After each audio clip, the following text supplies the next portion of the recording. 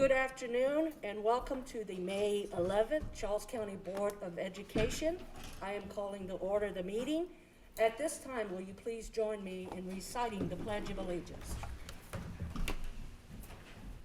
I pledge allegiance to the flag of the United States of America and to the republic for which it stands, one nation, under God, indivisible, with liberty and justice for all. Thank you. At this time, I would like to call forth Mr. Ian Hurd, our student board member. If you would come forth and be sure to bring your list of personnel. Yes. Yeah. So first of all, congratulations on a job well done for the 2021 school year. It is my understanding, and allow me to congratulate you publicly. You have been selected for a second term as student board member. If you would join me in a round of applause. Thank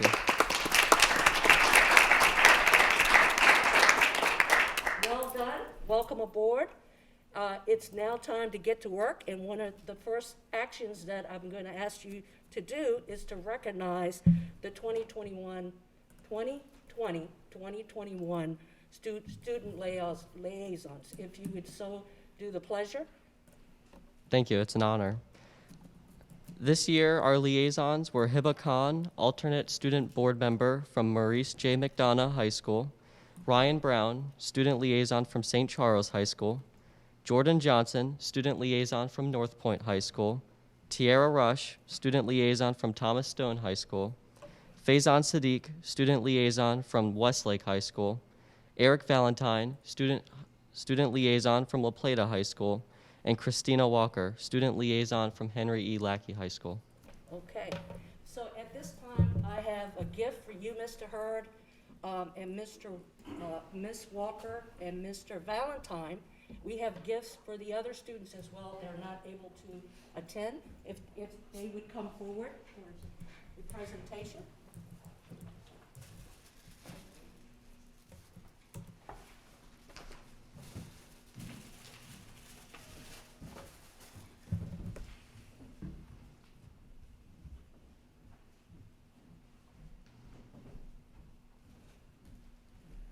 Thank you, sir.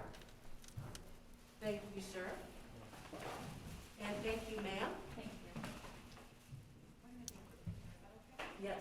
Are you all comfortable standing next to one another? Okay.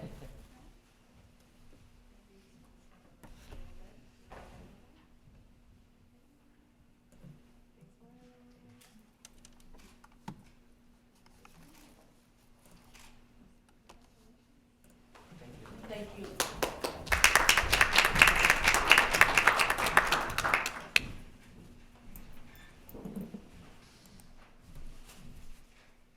And we will ensure that the other student members get their gifts as well. Yes, ma'am. Mr. Winsett is going to come pick those up. Okay. So good afternoon, everyone. May promises to be a busy month as we prepare for graduations, summer programs, and the reopening of schools next year. Outdoor graduation ceremonies will take place at the Regency Furniture Stadium starting May 28th, and of course, following COVID safety protocols. We look forward to celebrating this milestone in person, with our seniors and our families. This summer, CCPS is offering enrichment courses for students, and most classes began filling shortly after registration opened. There's a long list of camps for students, including space-oriented offerings at the James E. Richmond Science Center, an environmental camp at the Nanjemoy Creek Environmental Education Center, and summer enrichment offerings including STEM, robotics, theater, and music. If you'd like to learn more, go to the Quick Links tab on the ccboe.com website and click on Summer Camps 2021. Later this afternoon, Deputy Superintendent Amy Holstein and her team will update you on fall reopening plans that include opening schools for instruction 5 days per week for all students. CCPS will offer a virtual academy option for qualified high school students in grades 9 through 12. Before COVID caused schools to close, the Board of Education was preparing to recognize student activists from La Plata High School's class of 1969 for their contributions to the civil rights movement. This recognition was scheduled for April of 2020 during the board meeting and would have included the distribution of original diplomas as well as a commemorative gift. Of course, COVID caused us to postpone this recognition. This past fall, members of the class of 1969 indicated to us they would like the recognition to wait until public health conditions improved. We are now contacting the affected class members again to see what their preference is for the timing of this well-deserved recognition. Over the past 6 months, the board has held 4 public meetings that included discussions of the School Resource Officer Program and the Memorandum of Understanding with the Charles County Sheriff's Office. Those opportunities included an October 13th board meeting, the November 30th legislative breakfast, a March 29th town hall meeting, and an April 26th work session.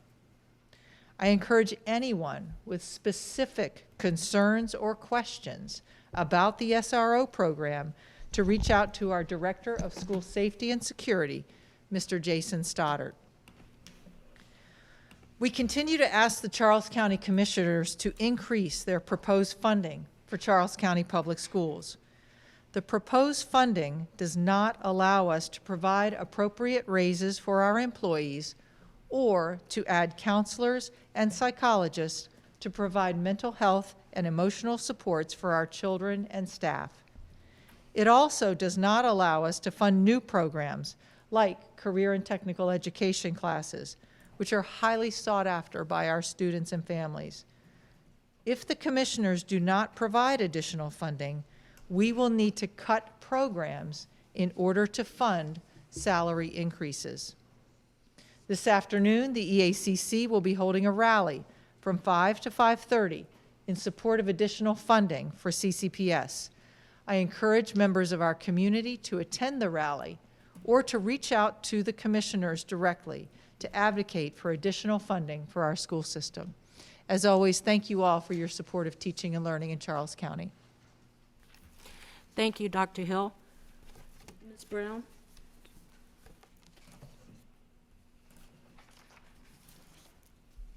State of Maryland Proclamation from the Governor of the State of Maryland. Pupil Personnel Worker Week, May 10th through the 14th, 2021. Whereas Maryland is proud to recognize pupil personnel workers for serving all the children of all the people, promoting the opportunities for every child to experience a safe and healthy environment. And whereas pupil personnel workers are specialists trained to consider and assess the needs of the total child and serve as the school's liaison with the family, community organizations, and social agencies to foster the child's physical, psychological, social, and intellectual growth.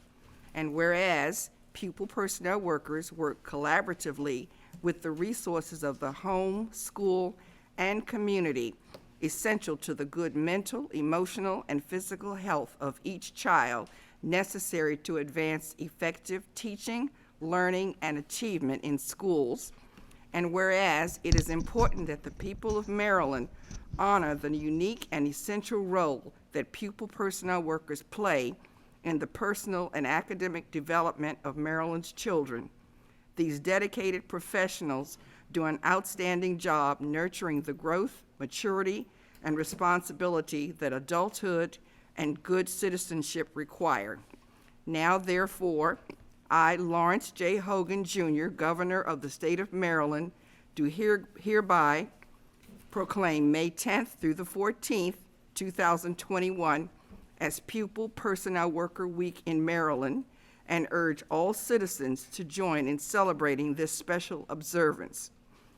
Given under my hand and the Great Seal of the State of Maryland this 10th day of May, 2021.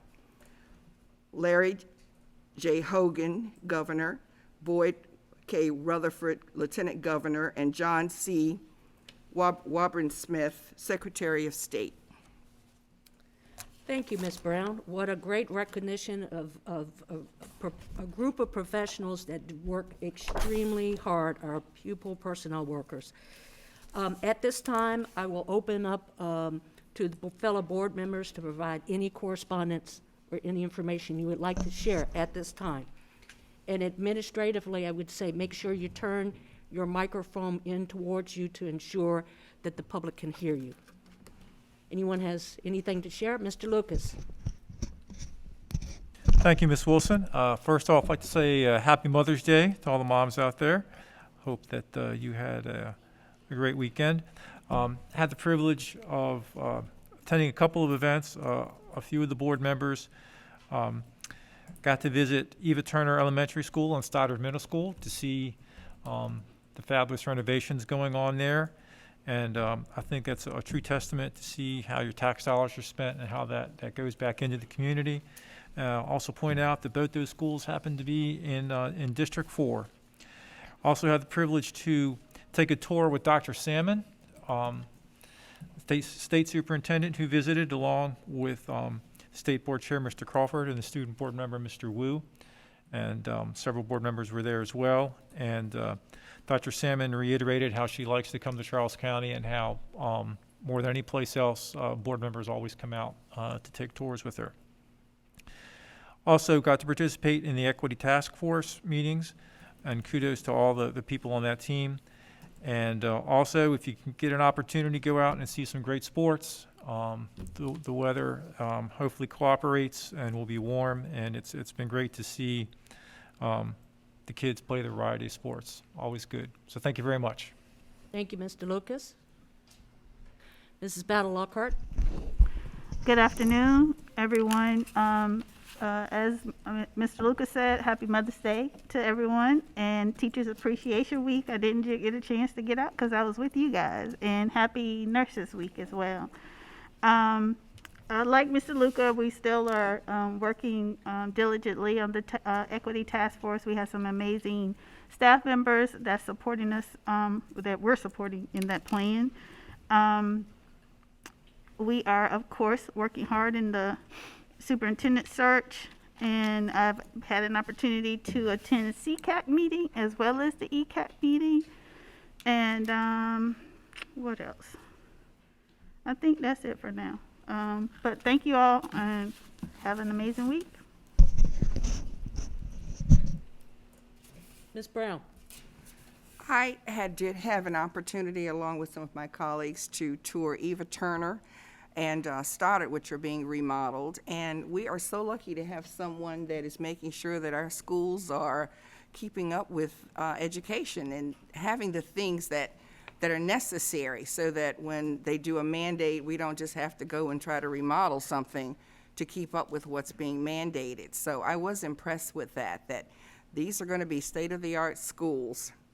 I did also have an opportunity to go around with Dr. Salmon at North Point, Hanson, and Ryan and tour those schools and their programs that they have.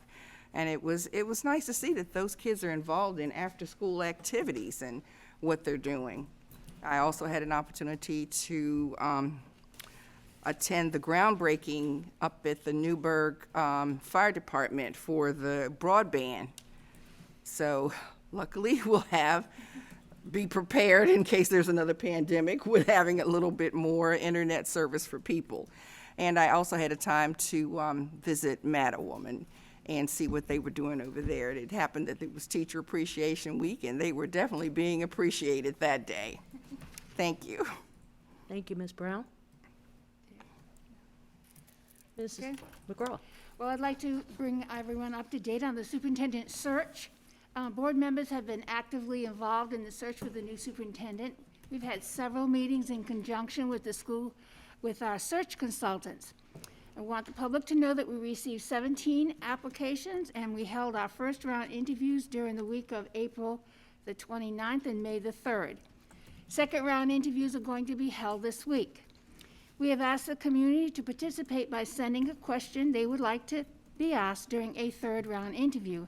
And I want to say thank you very much to the community for your overwhelming response, because we have received over 2,500 questions for board members to sift through and choose 4 or 5 that would be asked during that last interview.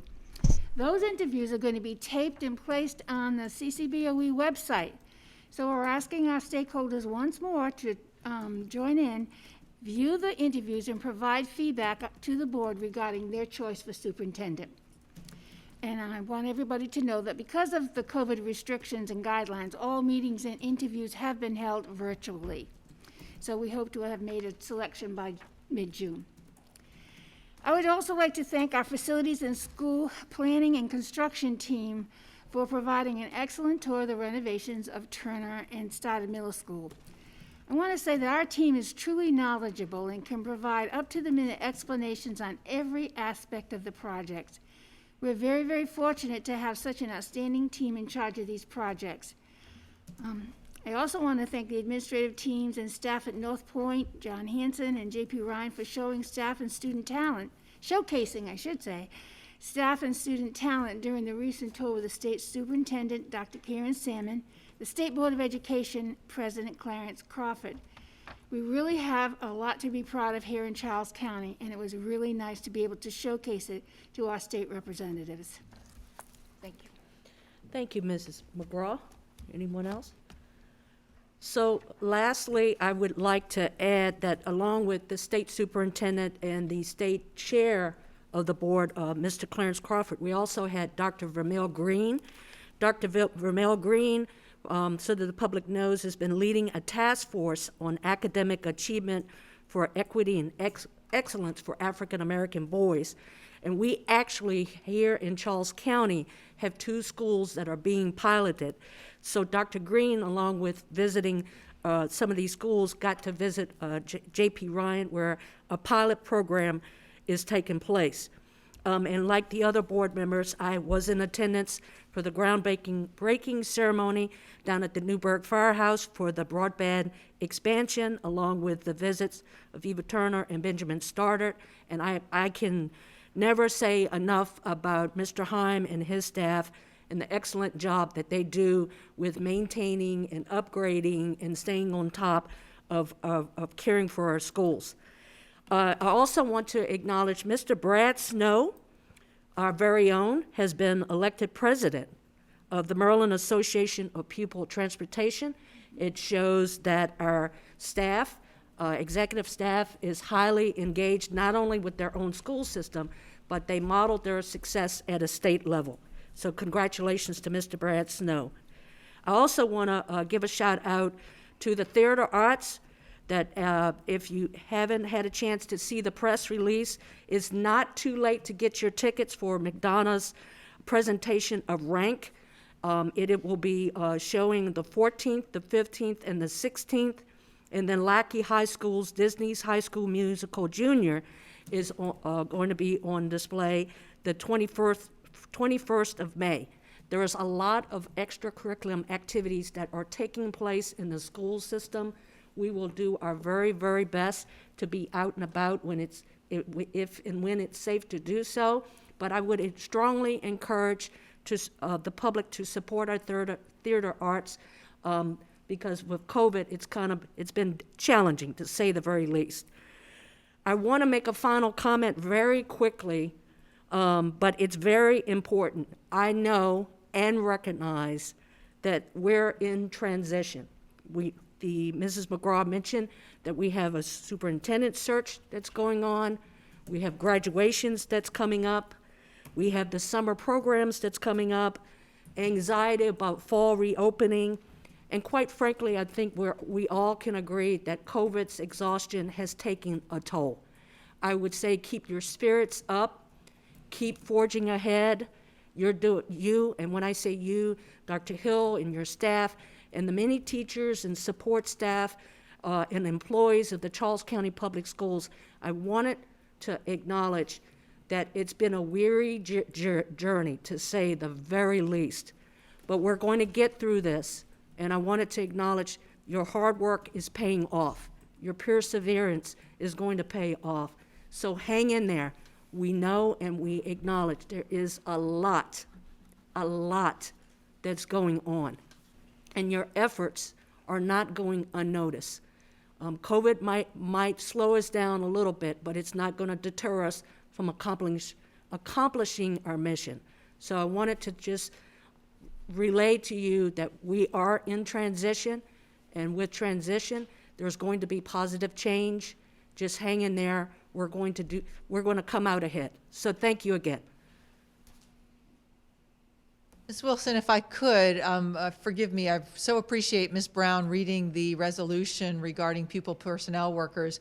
We have our supervising pupil personnel worker, Ms. Garcia Dixon, here to receive that resolution. Ms. Brown, if you wouldn't mind coming forward and us grabbing a picture real quick so that we can memorialize this proclamation.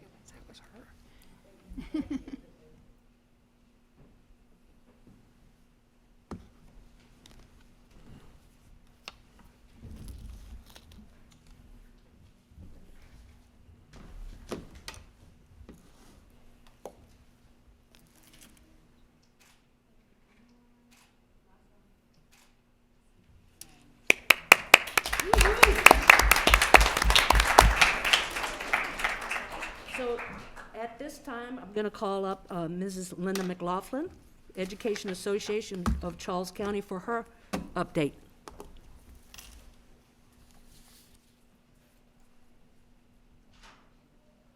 Good afternoon. My name is Linda McLaughlin, and I am the president of the Education Association of Charles County. Last month, the EACC and CCPS reached a tentative agreement. As per our bylaws, we held information sessions and conducted an all-member vote. 94.5% of the EACC membership who participated voted to ratify the tentative agreement. 5.5% of the EACC membership voted to not ratify the TA. I would like to again extend my gratitude to both the EACC and CCPS bargaining teams for the hours upon hours spent by each team to work towards a tentative agreement. However, the presence of a ratified tentative agreement is only a step in the process. The Charles County Commissioner's budgeting documents still do not include full funding for Dr. Hill's budget request. The commissioners are scheduled to vote on the proposed budget May 18th. Fully funding the school budget is imperative to assure that CCPS can attract and retain outstanding educators for our children, provide much-needed resources and programs to our students, honor tentative agreements for all existing employees to include EACC and AFSCME agreements, and uphold the highest health and safety standards to protect both students and staff. We need to ensure that we can continue to make progress. Educators see firsthand the challenges in recovering from the effects of the pandemic, including the need for more mental health professionals, school counselors, and school psychologists. Federal funding is available to address some of the ongoing needs of our students. However, that does not relieve our elected leaders of our county's local responsibility.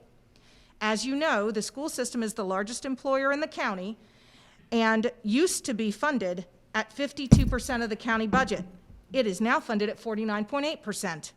In the current proposed budget, dated May the 4th, the percent of proposed budget support for almost every agency except education, that includes the Board of Education and the College of Southern Maryland, has been augmented. The commissioners publicly say that education is a priority, but their budgetary actions do not support this claim. It is not acceptable to fund public education needs at a lower percentage than other departments, especially when we have continued to provide essential services to our community throughout the pandemic. EACC is holding a fully funded CCPS rally in front of the government building in La Plata today at 5 p.m. I know our AFSCME president, Sarah Birch, will be joining us, along with hopefully many of her members, because this possible underfunding affects all of us. You are all invited and welcome to speak. We are gathering at 4:30 and we'll have a short agenda to begin at 5 p.m. Next Monday, May 17th, the day before the commissioners vote on the budget, at 5 p.m. we are holding a press conference and car parade around the commissioners' building. Please join us.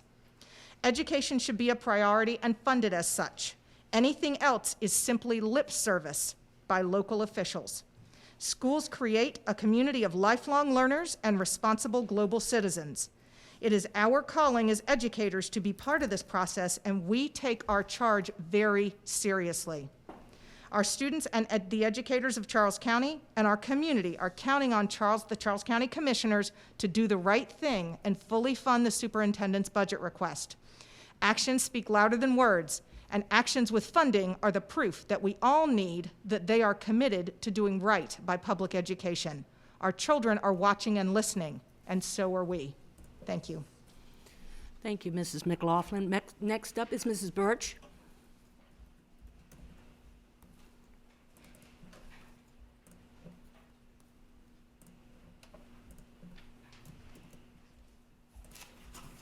Good afternoon.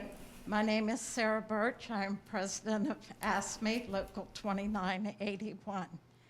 While last week was Nurses and Teachers Week, it was also Food and Nutrition Services Employee Appreciation Week. I cannot express how proud I am to be a member of the FNS team. During the past year, we have worked to increase membership, resolve issues that arise, make support staff aware of what is and what is not in the contract, plan Zoom meetings, maybe even have some fun. Life isn't always serious. And make changes to our entire contract. But at this point in our year, ASME has but one mission. That is to get the Charles County Board of Education's budget approved by the Charles County Commissioners. I will be at the budget meeting tonight and want to invite any support personnel to come and represent Charles County Public Schools. Let's have a good turnout. Also, on May 17th, AFSCME will participate in the drive-by for the support of the budget. This will be at 5 p.m. I will have extra signs if anyone is going to join in on the drive-by. Thank you. Next up, Mr. Hurd.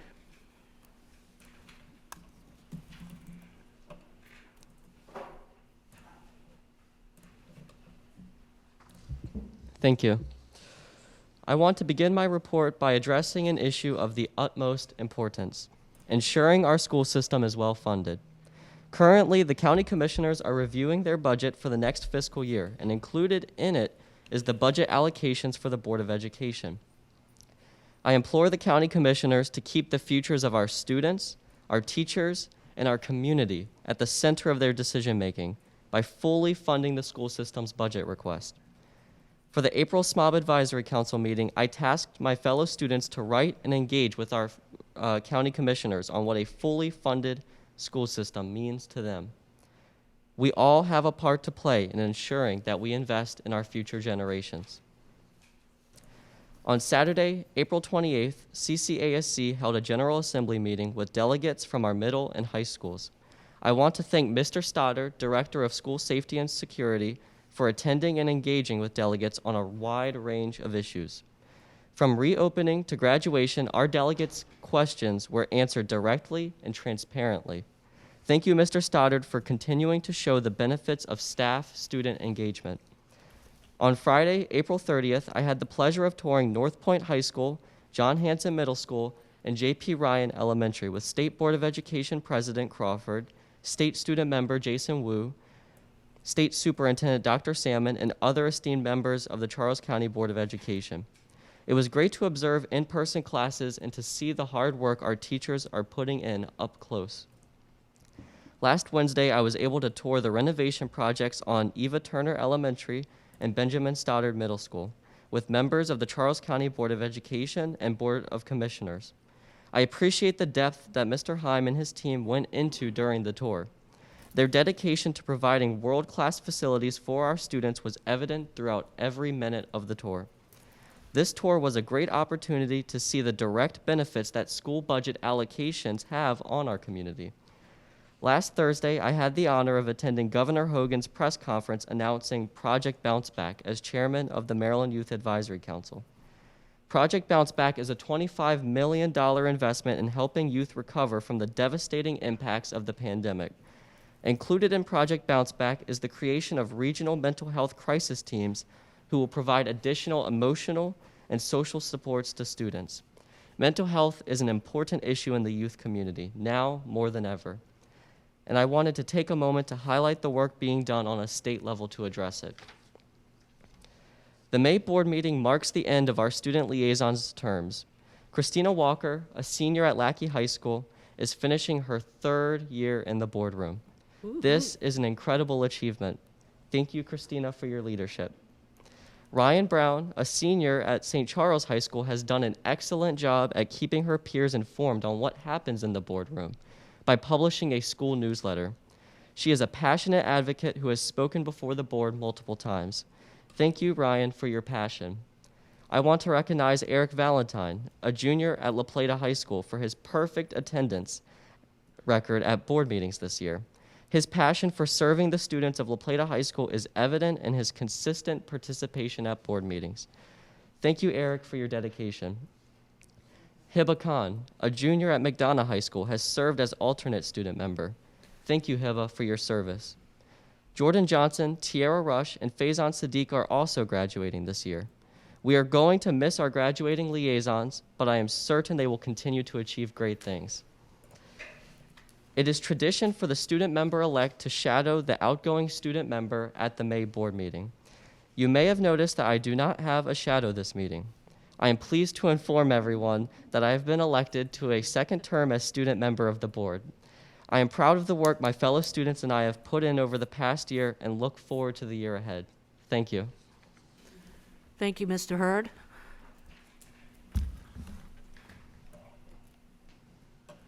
Dr. Hill? Good afternoon, everyone. As we get ready for Ms. Holstein's presentation, I would ask that she and her team come forward. I'm just going to kind of kick this off by first of all thanking our community and our teachers for all that they've done over the last 14 months to make sure that instruction continues. We know that parents and grandparents and aunts and uncles have all pitched in to make sure that kids have been able to access and thrive during virtual learning. You can go ahead to the first slide, Ms. Eubanks. What we're going to talk about today is what instruction is going to look like in the fall.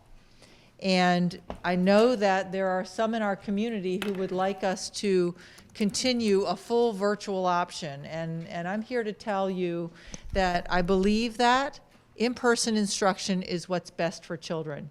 It is more productive for relationship building, for trust, and for student engagement, involvement in extracurriculars, and moving forward with in-person instruction. So the bottom line behind this presentation is that we believe that students learn best when they are in school.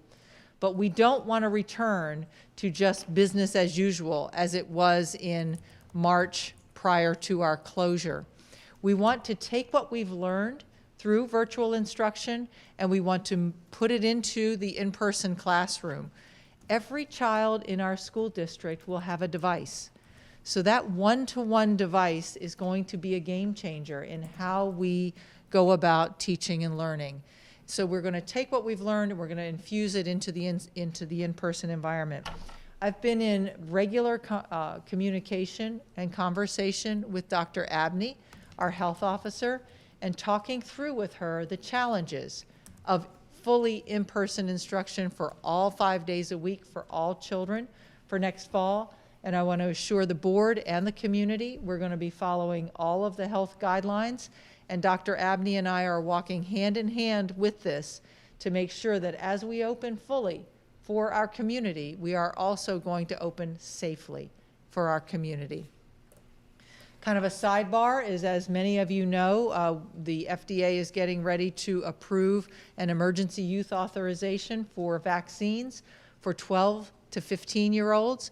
Dr. Abney and I have been planning vaccine clinics, which will take place after school hours in some of our school buildings, and we hope that those clinics will begin next week. So we'll be sending information to parents about those if they choose to have their children vaccinated.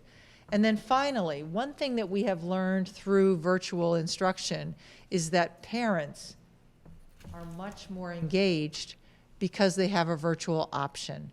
And so what we see continuing, even as we resume in-person instruction, we want to continue to allow parents to engage with their schools through conferences and PTA meetings and that sort of thing virtually. So we want to offer a more flexible option to make sure that parents are able to stay engaged with their school. So with that kickoff, I want to turn it over to the experts who have done so much work to prepare this plan and talk to our community about what school will look like in the fall. Thank you, Dr. Hill.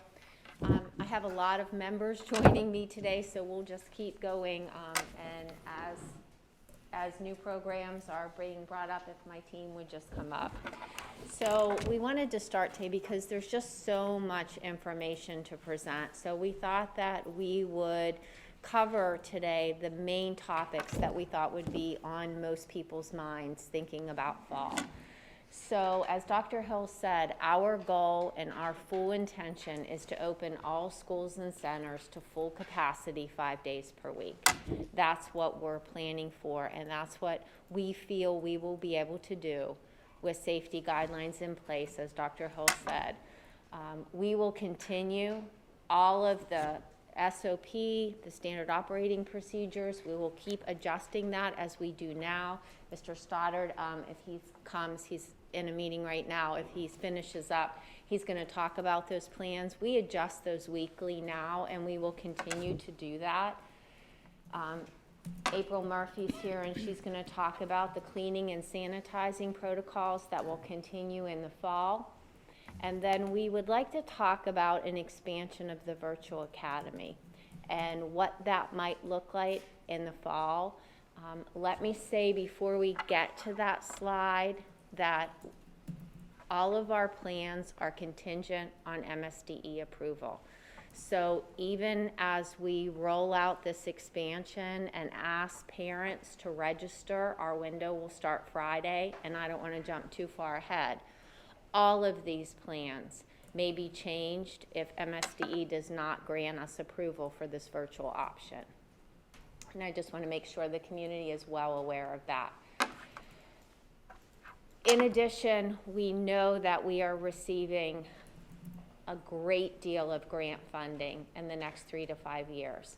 So I want to make sure that the public is aware of all of the opportunities that will be available, some through the school, the majority through the school, but we are going to have a robust tutoring program that I hope families will take advantage of. And it's important that we communicate that often so folks know it's available. We don't want to give any of these funds back.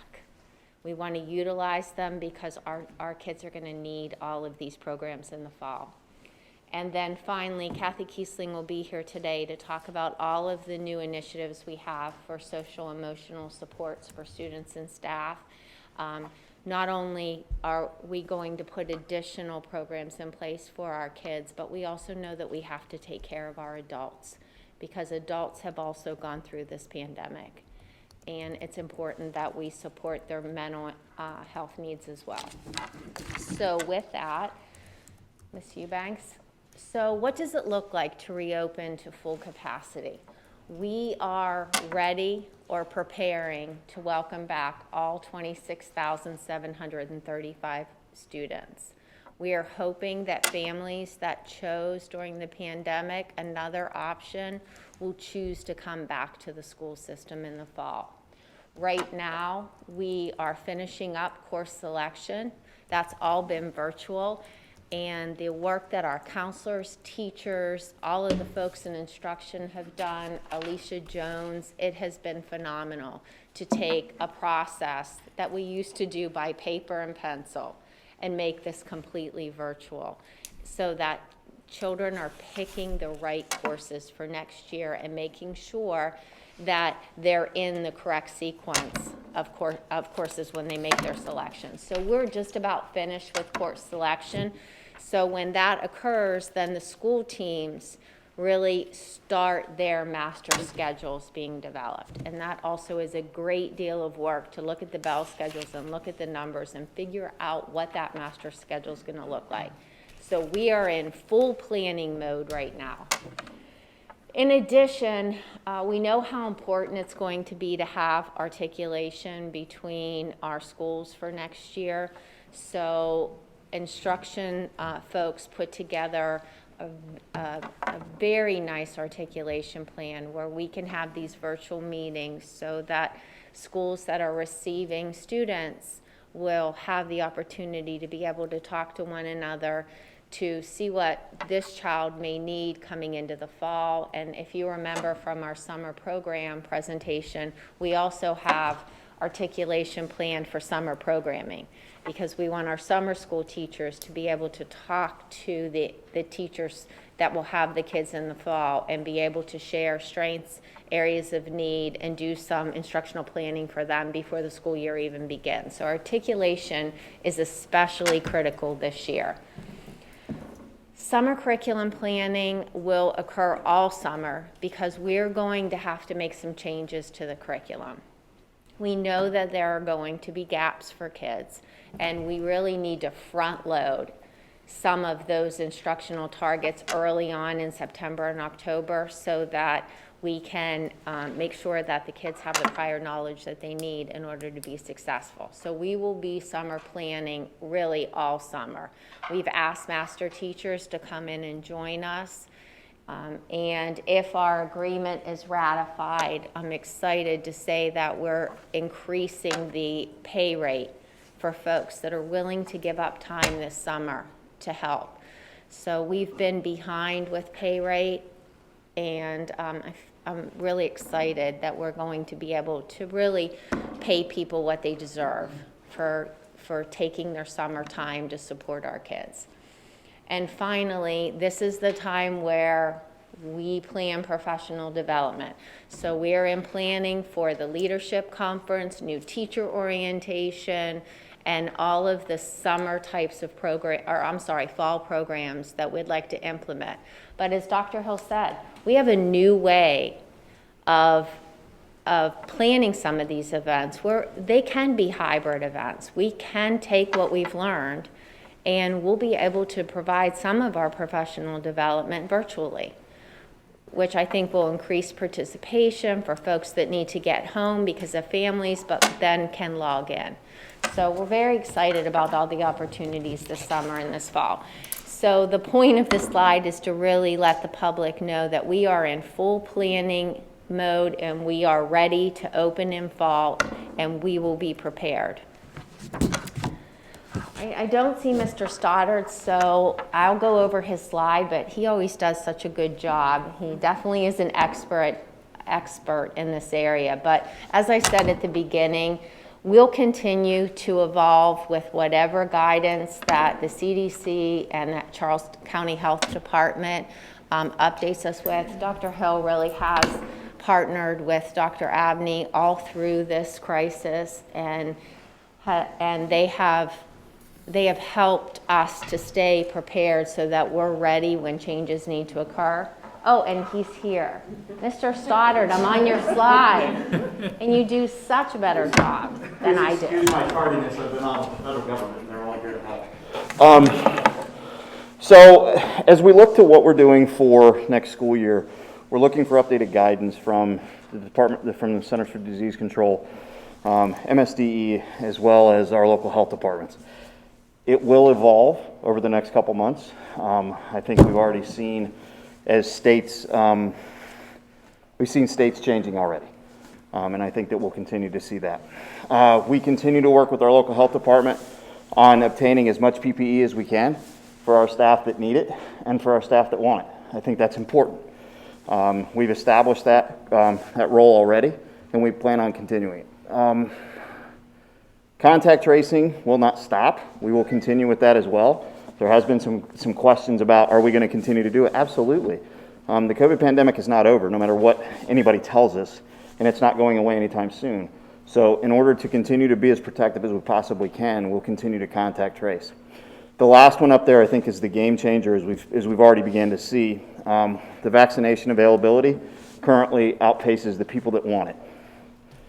Yesterday, the CDC approved the use of the Pfizer vaccine for 12 and up. We fully expect to continue our partnership with the health department to be able to make sure that we're delivering that to our almost 15,000 students that are now eligible, or will be eligible, probably effective tomorrow, to obtain that vaccine as quick as absolutely possible. Now keep in mind, the Pfizer vaccine that was approved, it's a 21-day turnaround, so you get the first vaccination on whatever day you get it. 21 days later, you can get the second one.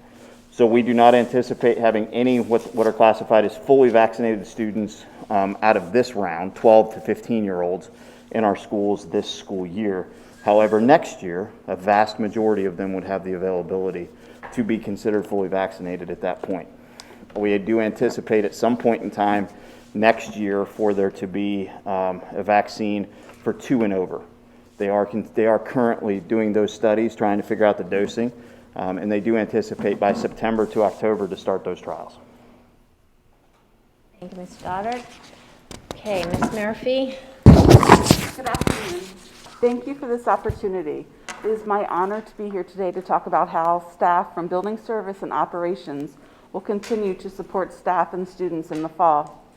First, I would like to acknowledge the hardworking and dedicated staff that make sure our schools are ready every morning, and to thank them for their commitment to excellence. Over the last 14 months, we have experienced many challenges. However, the one thing that has not wavered is the dedication and commitment the staff from Building Service and Operations demonstrates every day. Since March 2020, they have gone above and beyond to make sure our facilities were ready to welcome back staff and students as soon as the metrics supported reopening. So each summer, we do something called summer cleaning. It starts the day teachers leave and it ends when teachers come back in August. So it's quite the endeavor. They clean every area top to bottom. They leave no stone unturned. When our schools are inspected, then in August, our schools are inspected from a team from operations to make sure that they are ready. One change we're implementing this year is a mid-year inspection of all facilities. That inspection should occur sometime in January. In March 2020, we transitioned all facilities to a new disinfectant called Awesome. This was done because at the time, Benefect, our green disinfectant, was not listed on the EPA's List N. However, in July 2020, Benefect was added to List N. As a result of this change, we plan to transition back to using Benefect in all facilities this summer. As a result of COVID-19, we changed over to using alcohol hand sanitizer in all facilities. There are approximately 2,850 hand sanitizer dispensers throughout our buildings. All classrooms have a wall-mounted dispenser, and there are freestanding hand sanitizer dispensers located in common areas of all buildings. Starting this summer, fogging will only occur on an as-needed basis. A lot of the work done by the staff in Building Service and Operations occurs behind the scenes. However, their continued dedication keeps our buildings running smoothly, which contributes greatly to the safety and achievement of Charles County Public Schools students. Someone once said to me, the staff from Building Service and Operations are the unsung heroes of a school system. In my opinion, that could not be more true. To all Building Service staff and Operations, thank you for your commitment to your profession and for the positive impact you and your staff have on teaching and learning. Thank you, April. And thank you, Ms. Murphy, for your leadership. Because a team can only be successful as their leader, and you're awesome. I appreciate that. Thank you, Amy. Thank you. Mr. Stoddard, Ms. Murphy, I'm going to ask you to give your hand up and be in the back, please, for questions. And if I could bring up my virtual academy team. And I'm going to get my seat up. Go to the podium. So as I said in my opening comments, we looked at what we thought would be a viable option for virtual learning next school year. If you tuned into the state board meeting, part of the state board meeting last month was to bring forth a resolution asking all Maryland schools to bring students back into the buildings 5 days a week and bring back all students. So in compliance with that resolution and looking at a program that we currently have in place that's very successful for us, we thought a good starting place was to expand the virtual academy. Our plan that we're going to share right now is really just a starting point. We want to start small so that our students and teachers are successful.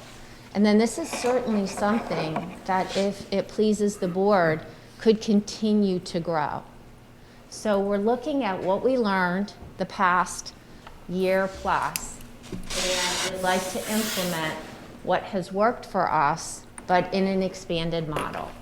And although I'm repeating myself, I think it's important to say all of the plans we're about to share are contingent on MSDE approval. There's an application process that I'm in the process of filling out. I will submit it, and then we will just wait approval. We were told that timelines would be moving quickly because we really need to know whether or not this expansion is going to occur, because it's going to affect all of the planning that I talked about at the beginning of the presentation. So I believe that Mr. Werkheiser is going to start today, and I have Tiffany Van Dyke and Brooke Cohorse. They are going to be the coordinators of the Virtual Academy. So I'll turn it over to you, Mr. Werkheiser. Good afternoon. It is good to see all of you here to talk about the expansion of the Virtual Academy. But I want to give you a little history just to kind of give you some context. All counties in the state of Maryland have been seeking a virtual option, every single county in the state of Maryland. Some of them got pretty far down the road. I know of one county that started hiring administrators and really did a lot prior to Dr. Salmon making her announcement, her edict that all schools need to have a 5-day per week in-person option for all students this coming school year. She also made it very clear that if you are going to offer a virtual option, it'll be through her. It'll be an application process that Mrs. Holstein mentioned. I imagine that application process will be fairly rigorous in order to bring about consistency among the counties. So we had several plans that our team has been kicking around for some time. One of them was a more robust plan that involved all middle schools and high schools having some sort of virtual option of their own, but realizing that it might be difficult to get something that large through in such a short period of time, we realized that the very best thing to do is to use something that is in place, that has been successful. We are fortunate that we are one of probably a very few number of counties in the state of Maryland that already have a virtual academy. It's been going on for years, 5 years. So considering that, we decided to build upon that. So as you may know, the virtual academy is currently in place, has a requirement that the students that attend must come in, this is pre-COVID, must attend the academy in person for 5 hours per day, 4 days per week, okay? And when you have an in-person requirement like that, it does limit the capacity of the number of kids that you can have in the program. So we could have only 75 because our building capacity only allowed 75. But knowing what we know now and knowing what we can do and where our technology is, we know that we can expand this greatly, because if we offer this, and this is all a proposal, if we are able to offer this to kids to learn remotely, then we can really compound that number. And so just to give you an idea what that would look like,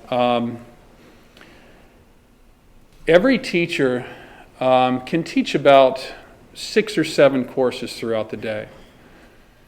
Any student in the virtual academy, this is historically, has only been able to take 2 courses per quarter. They start and they finish 2 entire courses in 1 quarter. And that's why they only have 2, because they're doing the entire course. And if you do 2 courses per quarter, then you can do 8 credits per year. So that puts us on the same level as North Point High School or St. Charles High School, but we just do things differently. So that being the case, if I'm John Smith and I have a first period class that starts at 8 o'clock a.m. with teacher A, it's a math class, for instance, I'm going to be sitting in 45 minutes of live instruction with teacher A in math. When that class is over, that teacher is going to say, "Nice job, John. Just remember this afternoon you're going to have a few hours of asynchronous work to do. Great job today." John will leave that Zoom class and they will go on to a second period, let's say with an English teacher, teacher B.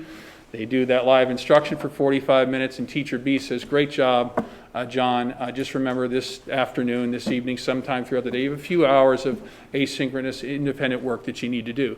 So now John is done with those two courses. And I'm speaking of this future model when I'm speaking of this live instruction. In the old model, these kids would be there for 5 hours a day and they'd receive all the coaching they needed right there. But in this new model, they will be doing 90 minutes, as you can see on the slide, 90 minutes per day of synchronous instruction with teachers. But the rest of the work they're responsible for outside of that. And it's not unlike what we're doing this year in many ways, because kids weren't, they're meeting with teachers and they have the responsibility of doing a lot of the work on their own. What's really important to note, and I'm sure all of us have stories of the successes that many kids have had with this. I just was at Panera last week, and a person came up to me, an employee actually came up to me and said, "Are you the principal of Steedham?" And I said, "I am." And she mentioned how successful her child has been in this past year in this model. And this is a student who takes AP courses, but just went on and wanted to know more about the virtual academy. So I told her everything I could. So we know that this is going to be something, I believe, at any rate, and I think the teammates here would agree, that it's going to be in demand. So if we've had 75 in the past, I've got to believe we're going to have at least a few hundred people interested in this option. So some things aren't going to change. They're still going to have 8 credits per year that they can earn. They will have live instruction daily for those 2 courses that we will offer them, and that will be Monday, Tuesday, Wednesday, and Thursday. Friday is not a live instruction day, but students will, of course, be expected to continue to do all of their work in the Charles County curriculum through the Apex platform. Okay. Now, we want to open this up to everyone, so we, of course, need to open this up to special populations, so students who have IEPs or 504s or English learners will have an opportunity to apply to this. In some cases, students, depending on what the teams at the home schools determine when they meet about these students, if they are accepted, it may be the team's advice that these students attend in person at Robert D. Steedham Educational Center. So we may actually have some students coming on site who need that extra support because they're in a special population. So I just wanted to make sure that we understood that it is open to everyone. This has to be a full year commitment. So this is not something you can jump in and out of. So if students make a commitment, families make a commitment, then they're in there for the year. So we can't have we can't have someone mid-year decide that they want to join this. It wouldn't work, because if they're doing 2 courses per quarter, it wouldn't line up with what they've already been doing in their home school to just jump back and forth.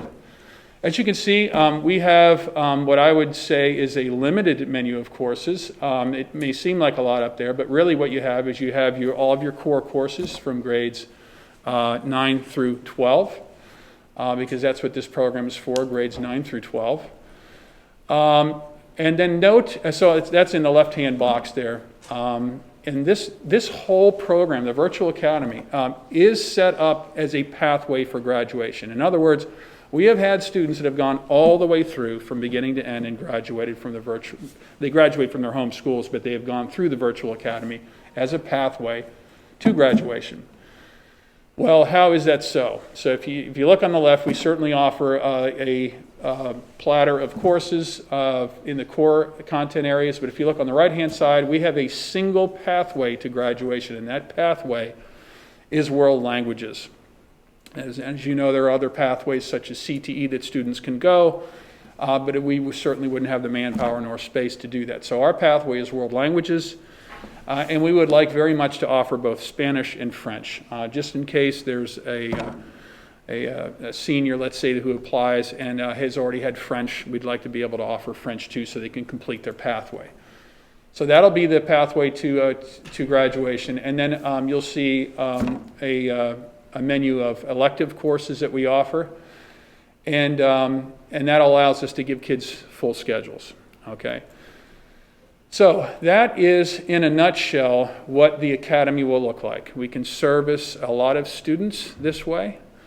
We know that students were successful this year, and if they can, and that's another part of this, they have to demonstrate through the 2021 school year that they were in fact successful in order to be accepted into this virtual option in the coming year.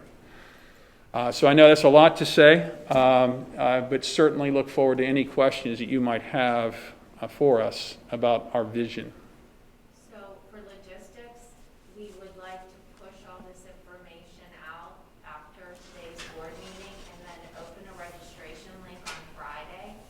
The registration link will be open for 2 weeks. We'll have a hotline number set up because we know that families will have questions, and we don't want folks to call schools and maybe they don't have the answers that we can provide at this level. So there will be a hotline for families to call to get some clarifying questions.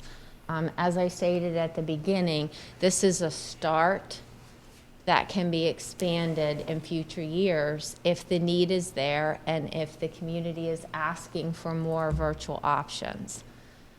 So I want to thank the team. Mr. Werkheiser, you were being a little not as open, saying how many hours you all have put into this. We've had so many different options ready to go, and we also have Ms. Van Dyke has worked closely with Kyle Graves to produce a video. So on the registration link will also be a video explaining the whole program. So we want to be very clear and communicate well. So before I move on, Ms. Wilson, to the next part, because this is such a different, not different, but expanding program, I'd like to stop for a minute to see if you all have any questions for our team here. Sure. Ms. Badalockhart. Ms. Badalockhart. All right, thank you for sharing. Great presentation. I would be interested in seeing, because, you know, I always try to wear the student's hat, more attractive electives, since I am a vocational trainer. I would love to see the potential is if this was able to be, as she say, added to and grow as we go, some certifications from different, of some of the different CTE programs as an option. As we move forward, because what I have noticed and experienced through some of the students just having conversations, a lot of the elective options that I see here from a virtual perspective is not as attractive to this, would be as attractive to the students. And then the second part is, if you're open, are you opening this up for like survey feedback? Is that what you're saying? I'm glad you brought that up, because that's been a confusion through this whole COVID pandemic. Is this a survey? Is this a registration? We don't want to survey folks and confuse our community and then put a registration link out. This is a registration link. Okay. And on the registration itself, it will state that the ability to enroll will be contingent on approval. So if we don't receive approval, we will have to contact these families to let them know that we can't move forward with the expansion. But this is not a survey. We really, at this point in middle May, we need to register students so that we can aggressively plan to open up in the fall. Yeah, that's why I wanted to provide clarity, because I knew what you meant, but if it's not approved, I don't want people to get excited and now they got to go the old route. Right. We don't want to do that. Okay, thank you. Ms. Abel? I want to thank you first for all your hard work, and for anyone that has known me any length of time Ever since I first started on this board in 2004, I have pushed for virtual opportunities. I have pushed for virtual parent-teacher conferences, for virtual PTA meetings, virtual whatever meetings they are, and virtual learning. So I am so thankful to finally see this coming to fruition. I didn't necessarily want it to happen through a pandemic, but I'm glad to see that we're embracing it and moving forward with it. So I just wanted to say thank you for embracing it and moving forward with it, because it's been a long time coming. I did have a question in regards to the scheduling. I was a little confused. It says 90 minutes per day, 45 minutes per class, so that's only 2 classes, but it says you get 8 credits per year, and it's a graduation track. So are they taking 2 a quarter? 2 a quarter, so Okay. by the end of the year, and that's what our students do now. They'll take 2 first quarter, finish, as long as they pass everything, then we'll schedule them for the next 2 classes in second semester and so on, so that they have the advantage of 8 credits. Ms. Van Dyke, do you want to add anything to that? Because you're the one really doing all this legwork. Sorry. Okay, so in the instance someone is not excelling or they fail one of those quarters, is there a summer virtual academy, or is there, what's the process? What we try to do is, if a kid fails a core subject, and I have a quarter where a kid's taking a light schedule, let's say they're taking advanced PE and maybe even another core, I get permission to add in that course. It's almost like a credit recovery, and they just recover that while they're taking the other 2 courses. They meet with the teacher once or twice a week, and they do the work on their own. So they can make up the credit. Is there ever a time that we say, okay, you have to start coming in? That's a really good question, and I think the answer to that question is we probably need to be as flexible as possible without overwhelming ourselves with numbers, because we do have our building is not large. But, I think in that case, we'll have to go case by case, but this is intended to be a virtual option. And if the kids need to be in school, then they should have enrolled in person to begin with. So it's a good question, and we do anticipate some kids in our special populations, they'll recommend that they come in person, yes, for sure. One thing we forgot to mention is that all of these students will still be tagged to their home school. So they will not be a virtual academy student, they'll be a Lackey student, and therefore we will be utilizing the Lackey staff. They will have their Lackey counselor, their Lackey vice principal, and we'll be able to combine both of these both of the staffs to be able to really support these students, because they're not virtual academy kids. This is the platform where they're receiving their instruction, but they will remain their home school students. The advantage to that is, I don't know if you know this, but kids at Robert D. Steedham Educational Center, when they receive their report cards, those who are full-time with us, it says Robert D. Steedham Educational Center on them. In the future, it'll say Westlake High School, okay? And what's important about that is that they'll be in a different place in the database, in the Synergy database, which means that any messages that the school sends out to the greater population, those students will get, because currently they don't. So all school communication about graduation, about anything going on, will now get to those kids who are learning with us through the academy. I also wanted to bring up to your point and question about scheduling. Some quick math. When we had kids coming in physically, we could only service about 75 students. But in this new model, if kids can only take 2 courses, then a teacher can effectively handle. I'll just tell you, a teacher can effectively handle 100 unique students per day that no other teachers will see. I'm just going to simplify this. And if I have 10 teachers, that means that's 1,000 unique students that can be handled per day. So we can actually theoretically service around 1,000 students with 10 teachers. Now, that's in a perfect world. There are lots of conflicts that have to be worked out, but I'm just sharing the quick math with you. But we don't anticipate the demand will be that high, but certainly with 8 or 9 teachers, we should be able to handle hundreds of students, very, very successfully through this academy. Any students coming into the building, transportation will be provided. Okay?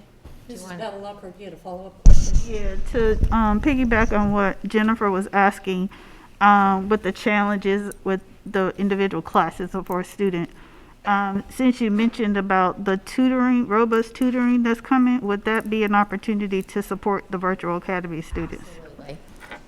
Absolutely will be.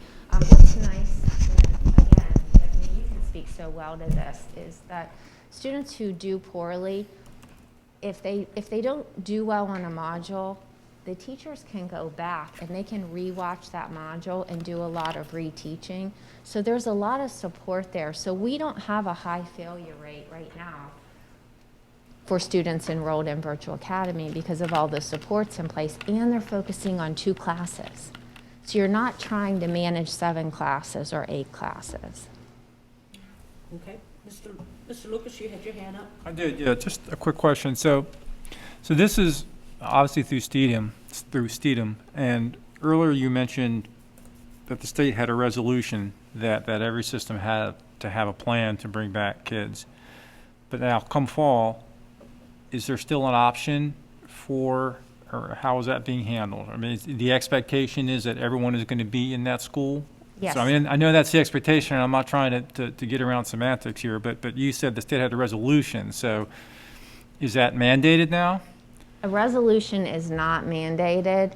It certainly was suggested, and we agree that students need to be back in our buildings. So we also know that we need to be progressive and to look at everything that we've learned the last year plus, and this is our way to start.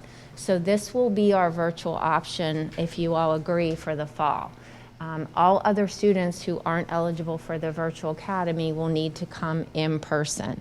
Now we will have some options with home and hospital, because we can also look at home and hospital differently and offer some different virtual options there. But this expansion of Virtual Academy will be our virtual option for the fall. Thank you. I'm sorry. Mr. Valentine? Thank you for the presentation. I think a lot of students will be happy to see that this is being expanded. You did mention that someone who attends STEAM is still a student at their home school. So in terms of sports and clubs, would they still be able to participate on maybe like a sports team after school? Thank you. Appreciate the question. And see, that's why I should have notes in front of me, because I leave things out. That's a great question. Students who choose this option will not be eligible for sports and activities. As participants, they are certainly eligible to participate as spectators in dances and graduations and so forth, but not in sports and other activities like theater, for instance. And here's why. Our schedule runs from about 7:50 a.m., let's just say 8 a.m., until close to 4 o'clock p.m. And that will not, students are in practices much earlier than that in most cases, and so it just won't work. And that has been the case. We have not, students in the Virtual Academy have not been able to participate in this in years. So it's not a new expectation, not a new idea. Okay, thank you. You bet. Mr. Hancock? Thank you, Madam Chair, and thank you all for the presentation. I appreciate it. Actually, Mr. Lucas had asked one of the questions that I was going to ask. But just to clarify, so this is the only virtual option that we're shooting for next year is for high school students that meet this criteria? Yes, sir. Okay. And I know it's not something that's been talked about, but it's since we're on this subject, it was mentioned at the last meeting that we may try to go to 4-day-a-week instruction this year. Is that still on the table? So yes, it is on the table. So we have met with principals in the last few weeks, Mr. Jones and I, and we've asked principals to look at their space needs right now, and if they have the availability of space to start offering 4 days a week to students that are currently going 2 days a week. Some schools can accommodate without a lot of difficulty. Other schools really cannot bring students in 4 days a week because they're at space capacity.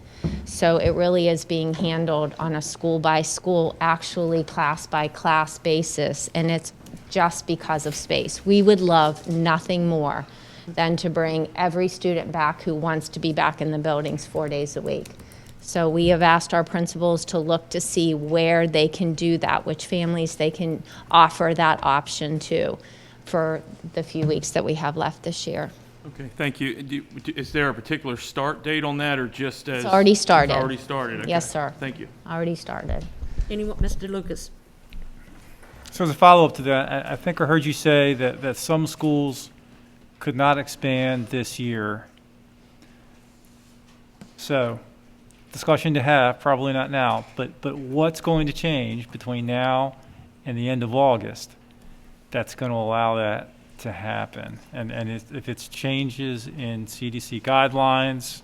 Yes, it is. It's okay. going to be that change we think that's coming for the 6 feet so that we can accommodate students so their desks can be closer together. And right now, we can't accommodate the lunchroom in some cases and the buses.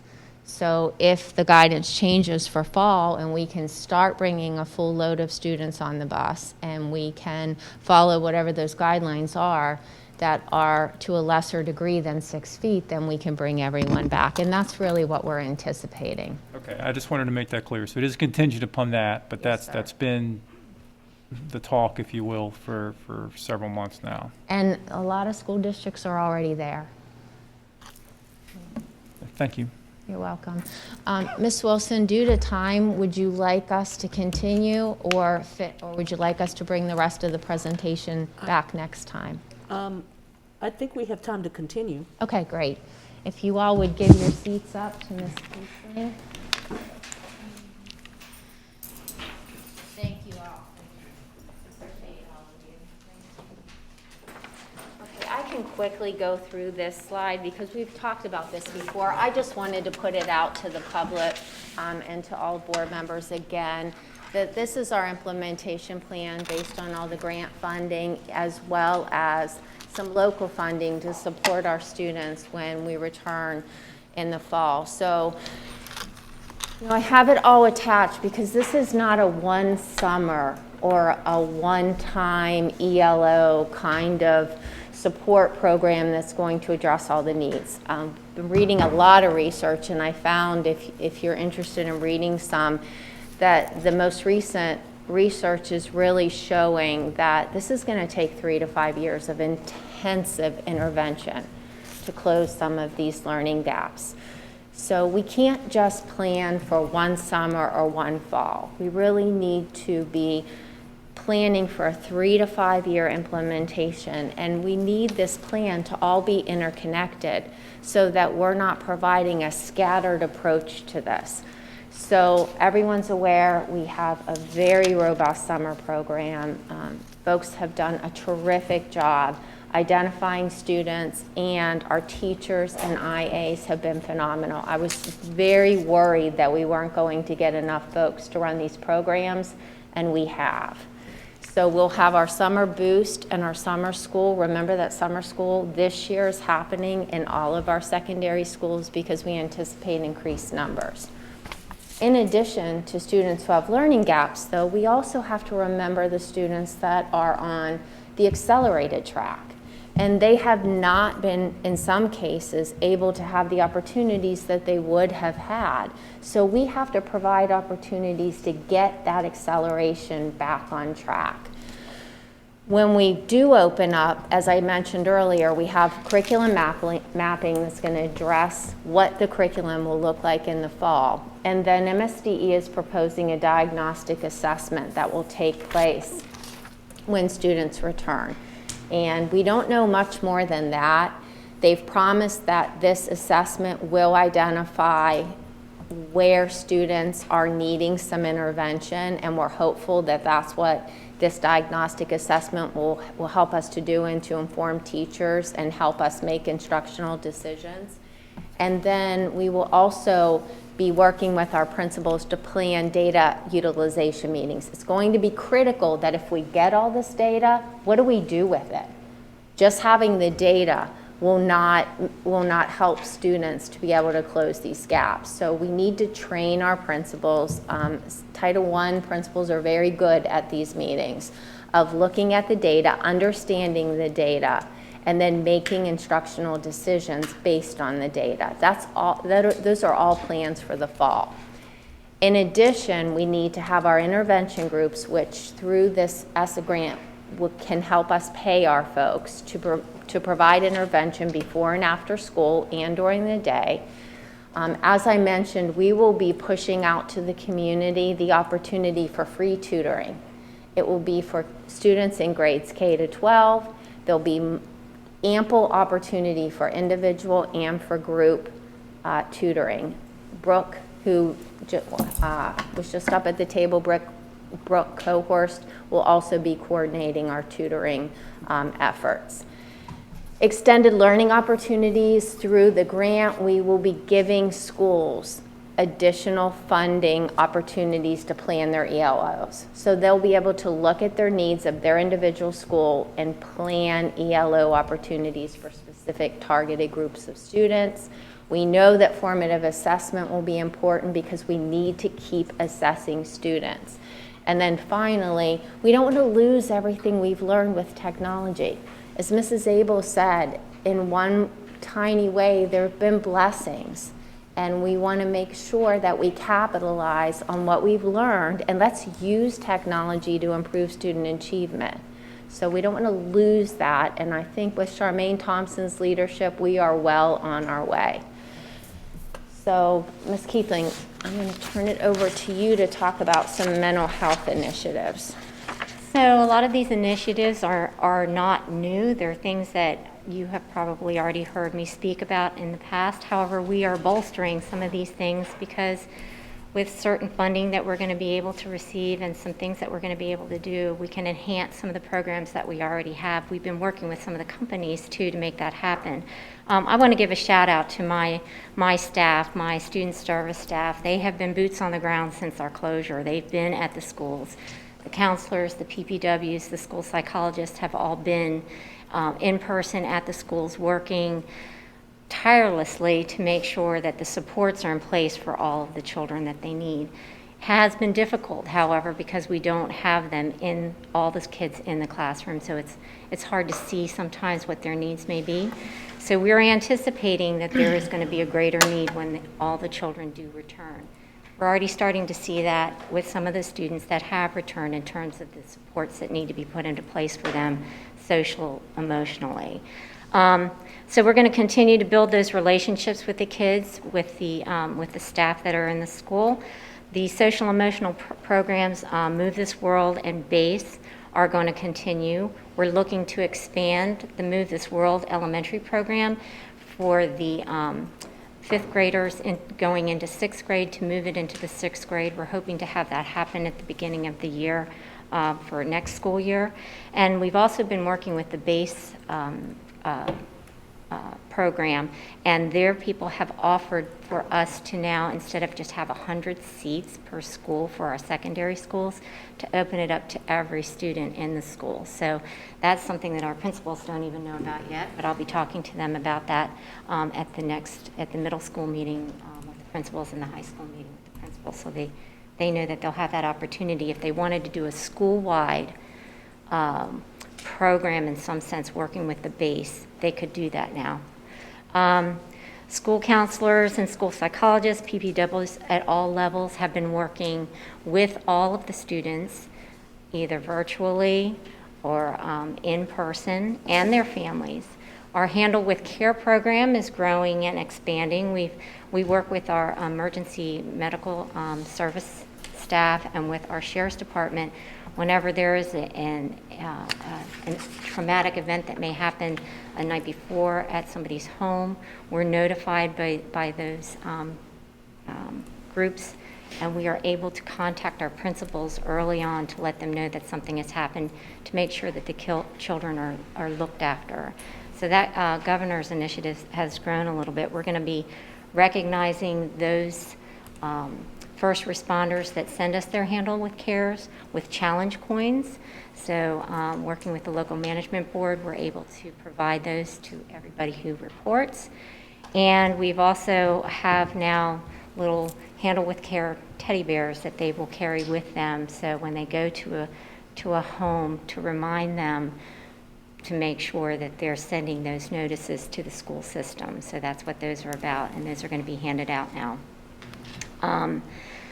Of course, the guidance lessons are going to continue. Those monthly lessons go out. All of our counselors are aware of what those lessons are, and they will continue. The SEL professional staff development, we've already held this year. We will continue to hold and enhance that training for all of our teachers and our staff at the school. We basically try to give them look-fors, what to look for at each level, what they may expect when the kids come back to school, how they may be reacting to things and why. And we also are offering strategies for them to work with those behaviors and concerns that they may have and offer the support that they need. And obviously turn to those in student service staff if they need more support. We're looking at purchasing a mental health screening for all of our secondary students so that when the students do come back, that they will all have an initial screening, and that will give us a baseline as to where to start and who to start working with.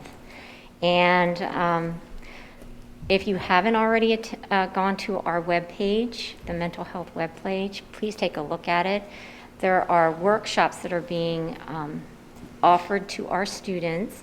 Ms. Bella Lugo, our mental health coordinator, she's been putting those workshops together, and she's been getting people to come in and speak to the students and have workshops that are very beneficial and supportive in terms of what the needs may be. So if you haven't had an opportunity, please take a look. And of course, our partnership with Tri-County Youth Services is continuing, so we have that extra support in the schools for the counseling that may be needed on top of what we already offer through our own counseling services. The only thing not mentioned is, because it just happened today, we want to thank Commissioner Stewart, who put forth some additional funding for us to be able to provide Move This World for our adults. So with that additional funding, we'll be working with the company to see if we can develop an implementation plan for the fall, because as I said, we have to take care of our students, but we also need to make sure that we're taking care of our adults. So finally, we are excited to welcome back our entire Charles County school family. And we hope that we've shared with you in the community that we are working hard to be prepared for fall so that we successfully and safely open up schools. Thank you. Thank you. Ms. Bella Lockhart? I just have a question to go back to the learning gap. Can you share kind of some of the approaches that has been taken for, I'm really concerned about the seniors this year. So if you can share with us kind of what approaches have you taken to ensure that they are ready to transition out of the school system this year? So Ms. Benson has been working with our high school principals and with our counselors, and we've made our senior group this year a primary focus, because once our students graduate, we lose hands on them. So our senior teachers, our senior counselors, PPWs and administrators have been working hand in hand with all of our seniors to make sure that they're prepared. Now, what we're working right now aggressively on are seniors that are in danger of failing for the year, and providing them some opportunity for credit recovery so that we can make sure that they master the curriculum before they graduate. Because what we don't want is to have our kids graduate and not be prepared for whatever that next step is. But we know that every student in the United States is facing the same challenges, so we're hoping that higher ed also recognizes the challenge and have some programs in place for these incoming freshmen. But I can tell you that high school principals know every senior, know the challenges that they faced. We've been calling parents. We have offered to bring in seniors before and after school. We're going to be offering some opportunities for some remediation after the seniors' last day. So everything that's been possible, we have tried to offer so that when our kids graduate, they are ready for that next step. Not easy, though. Yeah, no, it's been, It is not easy. yeah, that's one of the biggest concerns I've been hearing a lot lately, that some of the, even kind of where they are, they're not as confident about transitioning out because of the challenges of the pandemic, of course.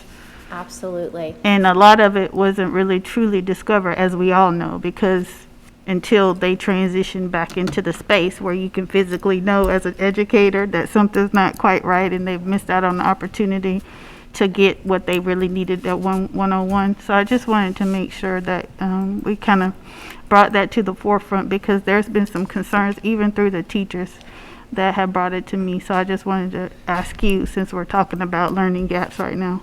And you bring up a great point, Ms. Battle-Lackhart. That's one of our biggest concerns is we're not able to see the kids. So we don't know like we would know, because we're able to look at the triggers and we're able to tell by a student's change and how they're acting. And Ms. Keithling, you're an expert there, but because we can't see them and they're not in our classrooms, it's really been a challenge because we don't know exactly what's going on with them. Yeah. Yeah, it was a struggle. I had seniors from Prince George's County Public Schools this last year, and a lot of the students that I had were seniors graduating. They were concerned as well. So it's just not us. I just want to make sure. But I just, for the sake of us talking about our system, it's a challenge across the board, and I just feel so, my heart is so heavy because they feel like they missed out on some things. And even confidence level. I've talked to some kids that they've lost some of their confidence a lot through all of this pandemic. Thank you for that. You're welcome. Anyone else? We really appreciate the time. We know that went long. We appreciate the time, Ms. Wilson. All right, thank you so much.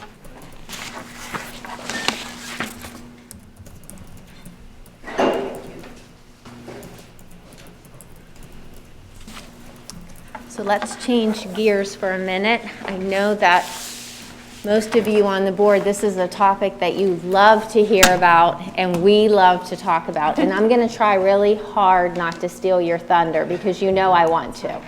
But I'm going to try really hard.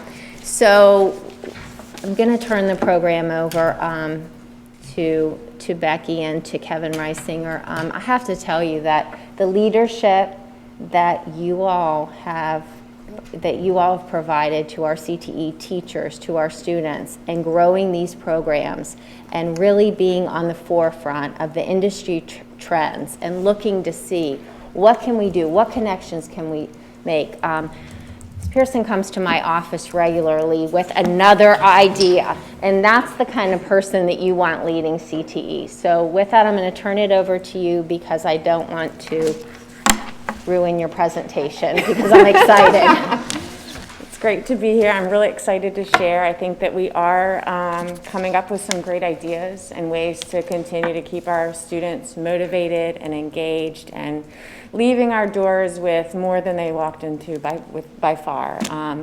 So we're constantly looking to see ways that we are meeting the needs of our community, our workforce, and then also student interests. So those are our big main motivations. I'm going to turn it over to Kevin to start. Good afternoon, everybody. CTE encompasses so many things, as you know, but as you see on the slide, currently in Charles County Public Schools, there are 32 career technical education pathways, both application and non-application based, housed at North Point, the Steedham Center, McDonough High School, and then of course at each individual high school as well. Moving into some of our newest and expanded programs, as Ms. Pearson was saying, as we continue to adapt to the workforce and student interests. Some of the newer ones are listed there. One being CASE, Natural Resources. That's the Curriculum for Agricultural Science Education. Was one of the newest ones. And one to highlight there is that program has brought back FFA, Future Farmers of America, as a chapter to Charles County just recently. So we're very excited about that. Next is construction design and management, a program that takes drafting and design and carpentry and kind of molds them together. And one thing that we're very excited about, me personally as well, I'm very excited about this. We are starting next year, the seniors, as a project to build a tiny house from beginning to end.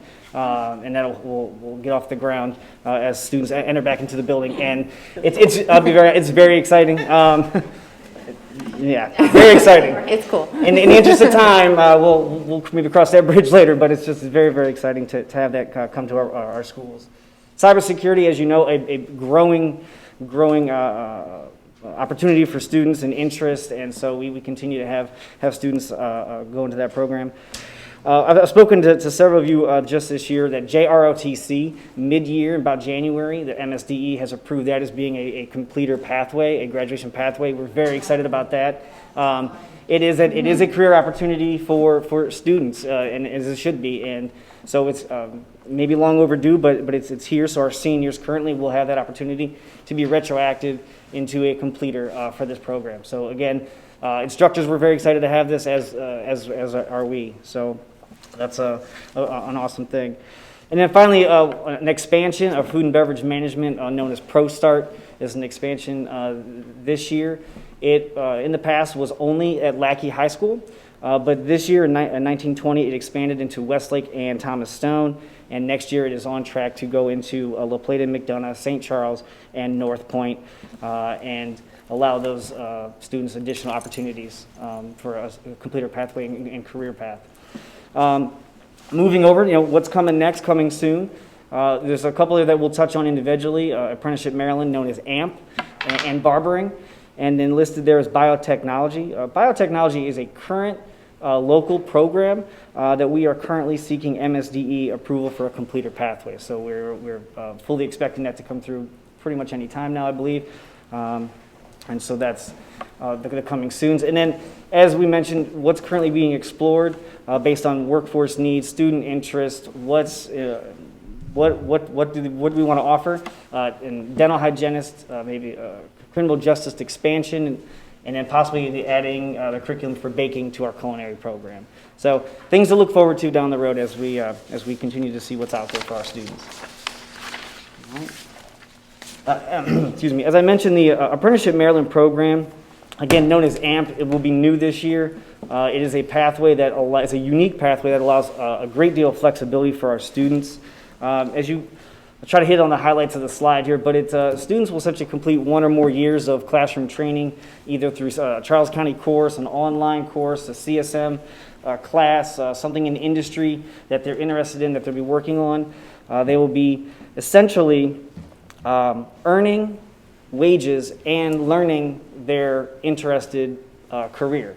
And it allows students to find that. And the best way to give it is to give an example. For example, if you have a student that we have that, let's say they're in the welding program, and they've gone through the first 3 years or 2 years of their program, and they find an organization that is willing to take them on as an apprenticeship, they can use that experience, be paid a wage, and take those hours and apply that to a CTE completer pathway. So they're earning and learning at the same time, with the idea that they will be hired full-time in the future. That's essentially what AMP does. It takes that opportunity, school to apprenticeship, and moves them from, learning to a full-time employee with that organization.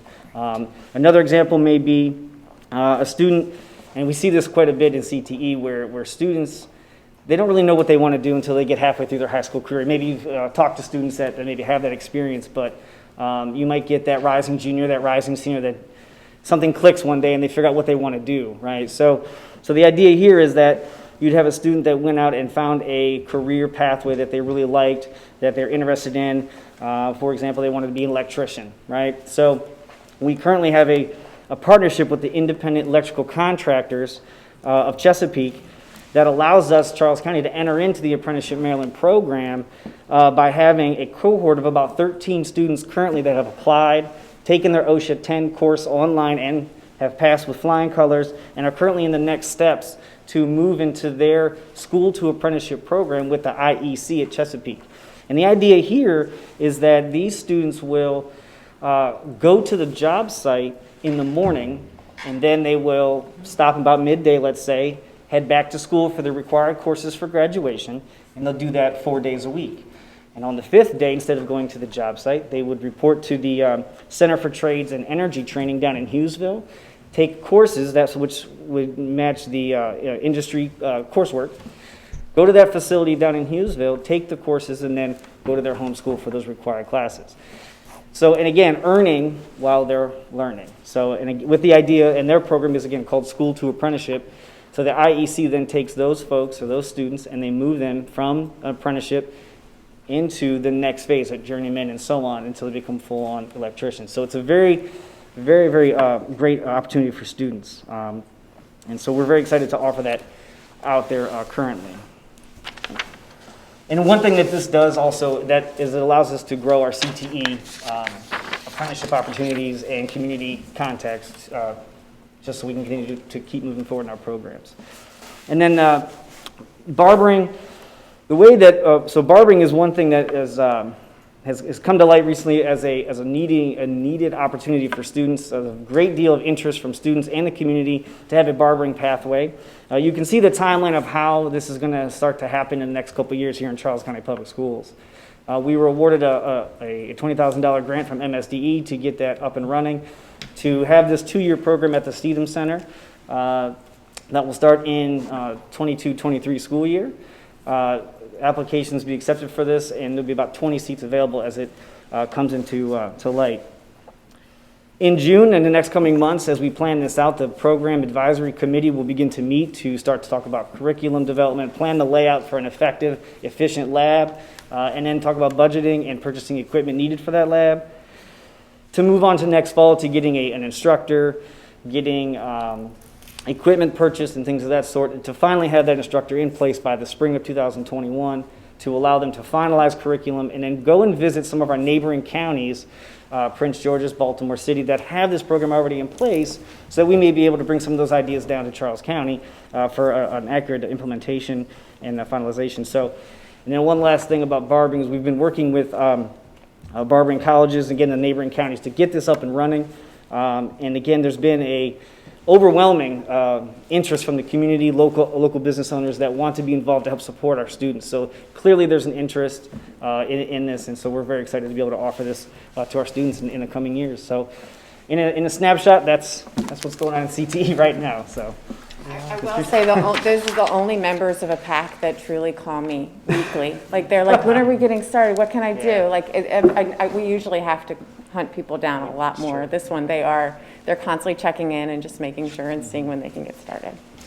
So to have all these amazing things happen, obviously there is funding that goes into it. So I wanted to kind of give you an overview of exactly how we support all of these fantastic things that are happening in each of our programs. So one of the main things that is utilized to develop and coordinate and improve and upgrade our programs is the Perkins federal funding, Perkins 5. So that grant is really specifically written exactly for that, for improvement, innovation, to upgrade.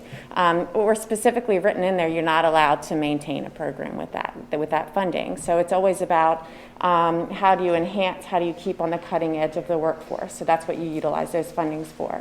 You can see how much we were allotted this past year. And how we are tackling this right now is we are really trying to target specific programs, a certain number, 5 or 6 programs, so we can really do a lot more robust upgrades. So instead of kind of sprinkling it across and meeting a ton of little needs, bless you, we're really trying to make a larger impact. So then everyone will be kind of on a 5-year rotation. That'll be based on whatever upgrades are happening in their industry, workforce. So it will change based on if there's a huge change in the industry. So on this page, it just kind of gives you an overview to see kind of, get your head wrapped around exactly this was what I wrote in for this coming year. It hasn't been approved yet, so we'll see what feedback they provide me. But you can see how it starts as a real data analysis. We have to go through and look at all of our program quality index reporting that comes back from MSDE. You look at data on enrollment and special populations, gender, race, to see if there's any inequities compared to our county and things like that, to see exactly how we can support and grow and maintain. So that's the first step, is to identify needs. And then the next step is to identify what's the root cause. Why does this need even occur? And then Perkins is written to address that need, so we need to solve the problem. So whatever you're writing in there, it's got to be with that result. So it can't just be like, you know what, I think I want, and pull from the stars. You really have to connect it to exactly what the need is and what you're trying to address. So you can see on here that we've got all the needs. So for instance, Cisco is getting, hopefully, a large chunk this year, and the reason being is their technical skills attainment. Their curriculum for Cisco has changed from wired to wireless, right, which makes a lot of sense with cloud computing. So in order for students to get successful on those certifications, we need to upgrade all of our equipment and resources in that lab so that they can test on those things, so they can be successful in that area. So that's just kind of a for instance to see. Another one, CASE, a relatively new program. They're still growing and needing more things. So we wrote in for a greenhouse, actually, and that is so that they can get that hands-on experience, actually gain some more certifications that should result in more internships and apprenticeships. So that's kind of how that funding works. So this is truthfully where the majority of the heart of CTE does lie. And what I did here was just outline some different areas where we do support our programs yearly, and gave for instance, or an example. So curriculum writing, it was last year, year before, we did business management and finance, and you can see you pay for supports to help the teachers with that support, resources, materials, and then also their time. So for instance, this coming year, we're going to need it for barbering, cosmetology. We're looking at connecting automotive and collision so that they can be more of a partnership. So just building those curriculums. Instructor training is a huge area where we end up having to really support our teachers. They constantly need their certifications updated. They need to be on the cutting edge with all of those aspects. So for instance, here you can see for Project Lead the Way, that's one teacher, one course. So this coming year, right now at this point, I've got 12 Project Lead the Way courses that are going to need to be trained, 2 CASE, 5 ProStart, 4 TAM, 3 CRD, 2 drafting. And we're just getting started because it's early in May. And then, of course, we've got program recertifications. So it is always value added when our children, our students, graduate from a certified program. So for instance, this past year we did for our culinary program, they went through their American Culinary Federation certification. Next year we have to do that for graphic communications with print ed, and both of our automotive programs need to go through that with ASE. So they just come around. They're usually around every 3 to 5 years. And it's just value added for the students.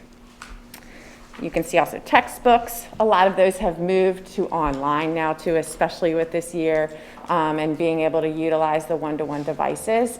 So again, that becomes more of a yearly fee. And then we also have product licenses and subscriptions. So for Project Lead the Way, you have to there's a participation fee is what they call it for each school in the county. And that's how you send your teachers to be trained, but then they need the participation fee to have access to the curriculum. So that's every year. And then you can see transportation is a little bit off, obviously, this year. We weren't moving around the county as much as we have in previous, but we do provide transportation for several of our programs to have and meet their internship needs. So for pharmacy technician, physical rehabilitation, and CNA at North Point. And then finally, of course, lab upkeep, which is something you really don't think about. But the culinary, he has to have the hoods cleaned and the coils cleaned off every year. We have to have the lifts in the automotive garage serviced, and the hospital beds in CNA. So there's just lots of things like that that end up coming, and we're happy to cover that stuff. But we ask them to add that part so that the community sees that if we want to have these phenomenal CTE programs, they're not covered solely by grants. There's a lot of local funding that goes into CTE programs, so if we want to continue to expand, we need funding. And just, finally, what's next in CTE, as you can see, obviously, what we would like to do is continue to offer as many options and needed areas for our students so that they can have successful careers beyond Charles County Public Schools and whatever they choose to do.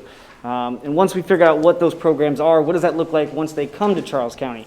Where's it going to be housed? How the kid's going to get there? Things of that sort. So we really want to focus on how that's going to look. And then again, none of this is possible without the community partnerships. To be quite honest, our program advisory councils, the way that they help us stay connected to the industry, because obviously they're in it, doing it, and working within their means as well. So how can, and you can see on the slide there some of our partnerships there, Tri-County Council, Charles County Economic Development, CSM, and other industry representatives that all of our teachers have made those contacts over the years have been invaluable in giving us back that feedback to continue to make our programs some of the best. So, thank you. Thank you, Ms. Holstein. Any questions? Mrs. Battle Lockhart. Thank you, guys. Great presentation. I have a question about cosmetology. Have we, can you give me an update as it relates to those that were affected through the whole pandemic getting their credits for whatever they needed to get their license? So they're able to utilize the hours that they've gained within the program and then transfer into another schooling, which is something that was not approved in the past. So it would almost be if they didn't get all their hours when they were under our roof, they would have to start at ground zero by entering into a cosmetology school. So now they are transferable. The other thing that they did do was they opened up the hairstylist certification as something that's recognized in MSDE. And I don't know that that's something we'll be able to take advantage of this school year, but that is some versatility that they're adding to the program. But other than that, that's as much as they could do under the circumstances. The best we did is we brought them in. They've been tutoring ever since. We've started bringing them in October, so we've gotten those students in the evenings to be able to get some hours in through that way. How about the ones that transitioned out last year? We did, yeah, so they did some work to see if they could get their certifications over the summer. Mm-hmm. Our instructors were working with them. But again, no, yeah, once they leave, unfortunately. And truthfully, I'm not sure if they put that into retroactively for last year that the hours transfer, but I could check on that. Yeah, that would be great, because I know there's some that had to enter and start the whole process all over again through a new school.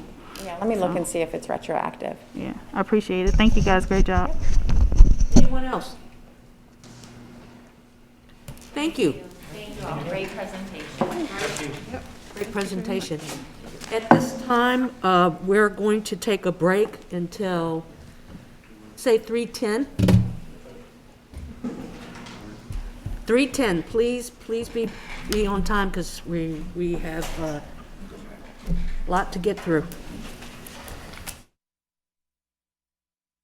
Thank you and welcome back, everyone. At this time, we're going to go ahead and get started. I'm just going to let the board members know administratively. I'm going to be pressing to move forward and get through. We have a lot to accomplish, and anticipating and participating in the rally at 5 o'clock over at the county government building. So we need to go ahead and get started. Ms. Acton, I'll turn it over to you. Good afternoon. Joining me is Sherry Fisher-Davis, our budget manager, and we're going to give you an update on the fiscal year 2022 budget. We submitted a $413.6 million fiscal year 2022 operating budget for consideration by the Charles County Commissioners. It's a $12.5 million or 3.1% increase over the current operating budget. The total Request to the county is $206.7 million, which is $10.9 million in additional county funding and a 5.6 increase from the current year. The $10.9 million in additional county funding includes $1.9 million in mandatory cost increases and a reserve of $7.9 million for collective bargaining assumptions to provide raises for staff. Our request also includes a request for additional funding of $1.3 million to add 12 FTEs for school counselors and psychologists and $80,000 for additional mental health resources to address the mental and emotional health support needed for staff as a result of the pandemic. The proposed budget for the county has funding for CCPS at $199.7 million, which is an increase of $3.97 million over fiscal year 2021. But it is $7 million short of our proposed budget. The state has proposed an increase of $281,000, which gives CCPS a combined increase of $4.25 million over fiscal year 2021. After we subtract the revised mandatory cost increases, which are not negotiable, of $1.56 million, there is $2.68 million remaining for staff raises, which equates to about a 1% increase for staff. Fully funding the CCPS budget allows us to grow and to make improvements to the school system and also allows us to attract and retain good employees. Without full funding, we can only maintain our school system and we are not able to move forward with our plans for improvements such as the expansion of the CTE programs. CCPS also must add additional building service and food service workers when we renovate a school and add square footage as we did with Eva Turner and Benjamin Stoddard. We also need to add professionals to care for and maintain the additional thousands of pieces of technology we purchased to support a one-to-one instructional program. While we did not specifically ask the county to fund these items, fully funding our budget request would allow us to complete them. When we do not receive full funding from the county, CCPS has limited options in the budget to find the needed funding to give adequate raises to our staff and to improve the school system, since salaries and benefits are 81% of our budget. If we do not have competitive salaries, we will not find enough teachers to hire, which will lead to larger class sizes. Without improvements to our programs, we will not be able to continue to meet the career readiness and college preparation needs of our students. Thank you. Any questions for us? Any questions?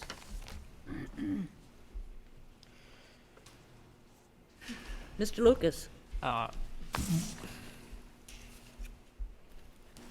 of a statement first, not a question. You know, every year we submit a budget and it's never funded and there's never, I'll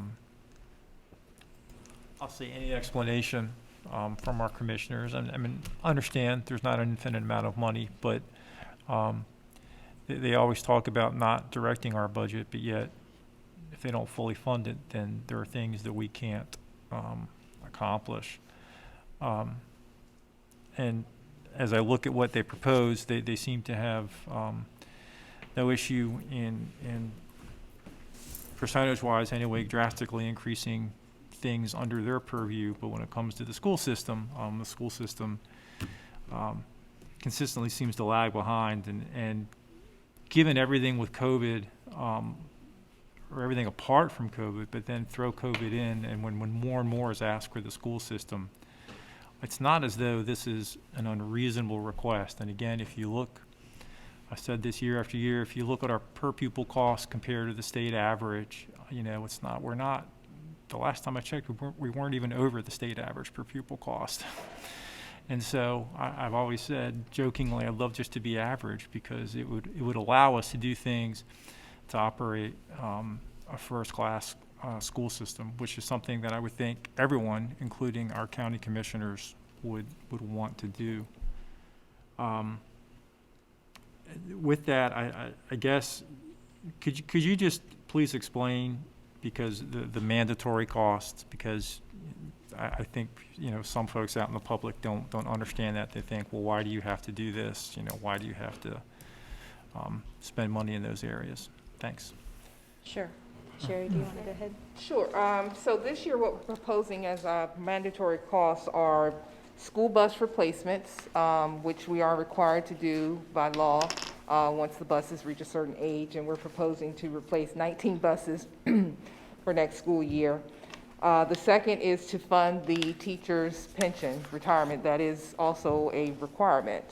And the third item is our MABE liability insurance and workers' compensation fund that we have to contribute to. So again, not something that we can negotiate. And the last is an increase to the nurses contract that we have with the Charles County Health Department. Thank you. And just, you think about running any large organization and those items, as you heard, we don't have any choice in, and yet it doesn't, directly affect what happens in terms of teaching kids in a classroom, although, getting them there by a bus is certainly important. But there are a lot of those types of things in a budget that I don't think people appreciate. They think everything just, goes right into folks' pockets, and while that's a big part of the budget, there's a lot of things that it takes to operate the system. So I just wanted to point that out. Thank you, Ms. Wilson. Thank you, Mr. Lucas. Mr. Hancock. Thank you, Madam Chair. Thank you for the presentation. I don't have a question, just a statement. And I agree with my fellow board member, Mr. Lucas. We will be showing our support for the budget. I want to thank the EACC for spearheading that, but we'll be showing our support for this budget later today. And for those watching, and if anybody from the county is watching, this budget is extremely important. It should be funded completely, more so now than ever. We have children that haven't been in a classroom in over a year that are going to have to play catch up. And there's so many wonderful programs that are going to help those students catch up to where they need to be. Look at reading recovery, math intervention. We're going to have school counselors and psychiatrists to help with that. We're going to have to pay our employees to do a whole lot more than they ever have. And if our commissioners do not fund this budget fully, I would like to ask them which program would they like to cut to make this work. Thank you so much. Thank you, Mr. Hancock. Mrs. Battle Lockhart. I would just like to piggyback off of my colleagues here. As stated by Ms. Acton, if this budget is not fully funded, career readiness is going to be affected. Mental health, as David has stated, is something that we've been advocating for, and we are trying our best to support not just the students, we're trying to support the staff as well. And he's made a statement about, the teachers are going to be doing more work. They've already been doing more work, more through this pandemic than ever. And if this particular commissioners do not approve this fully funded, I just can't stress enough, fully funded, the 1% increase for this staff, it needs to happen. We have to show them some support through this journey that they've been on. And it's been a rough journey. And I just can't stress enough is in order for us to achieve academic success, we cannot do it without them. And this is just a small step to getting them towards where they deserve to be. But there's a lot of work to continue to support them, to continue to help us, help our kids in our community. And we need your support as a community, the public, to stand behind us. We can't do this alone. We need you to understand the value of this budget. This budget needs to be fully funded, and we hope that you'll be behind us in this journey to make sure that they get approved by the commissioners. Thank you. Anyone else? I do. Mrs. McGraw. I'd just like to read the statement that I sent to each and every one of the commissioners last week. And I said, Commissioners, I'm writing to advocate for an increase in the allotment to Charles County Public Schools for the 22-23 operating budget. During the last year, we have all faced a number of challenges because of COVID-19. We've done our best to provide a quality education in light of the circumstances. Our teachers and staff have gone above and beyond their normal responsibilities without additional compensation. In addition, these challenges have increased the number of mental health concerns among our students and staff. The budget request includes money that would allow us to raise our teacher starting salaries and include 12 mental health-related positions, such as counselors and school psychologists, who will help support our children and staff. The current $3.9 million funding increase only allows Charles County Public School to maintain current operation. It does not allow us to provide competitive salaries to offer to a shrinking pool of teachers. Maryland continues to be an import state, and we are struggling to hire teachers. Please consider funding the school system and the additional money so that we can hire the teachers we need, provide adequate compensation for our staff, and includes additional positions to address the mental health issues we face. I just don't understand how that cannot be understood by our commissioners. And I just wanted to go on record to say how much I really advocate for just the additional money to provide our teachers with a 1% raise, 1%. Step increase in a 1%, is that correct? Somewhere in the budget, so, thank you. Anyone else? I certainly echo the sentiments of the board, my fellow board members and the public that is watching. And I think not only do we need to get through this budget process for the current year, but I think in a broader sense, I think that we're going to need to, in advance, sit down and think about the long-term implications. Many in the public may have heard the blueprint for Maryland. We're coming to terms or trying to understand its implication. But to the county commissioners, we want to work with you so that going forward, that every year we get to this point in the discussion about how are we going to pay our teachers. And at the same time, we're one of the fastest growing counties in the state of Maryland. And when you're one of the fastest growing counties, it's going to affect the school system and other agencies.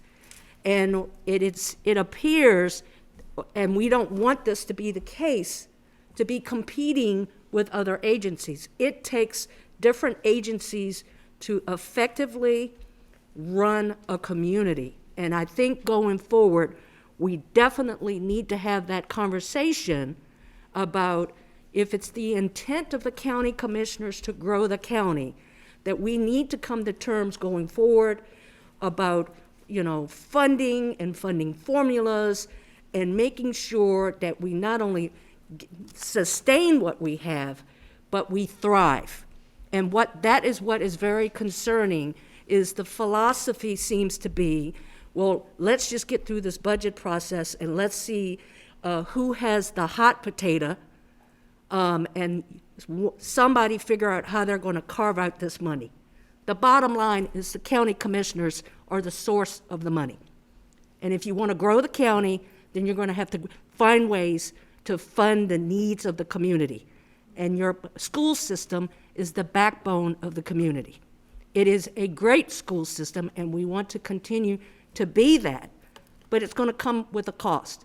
And I can tell you over the course of 2 years, for that matter, over the course of the last 6 years, I have found that the school system has been fiscally responsible, and we go out of our way to make accommodations.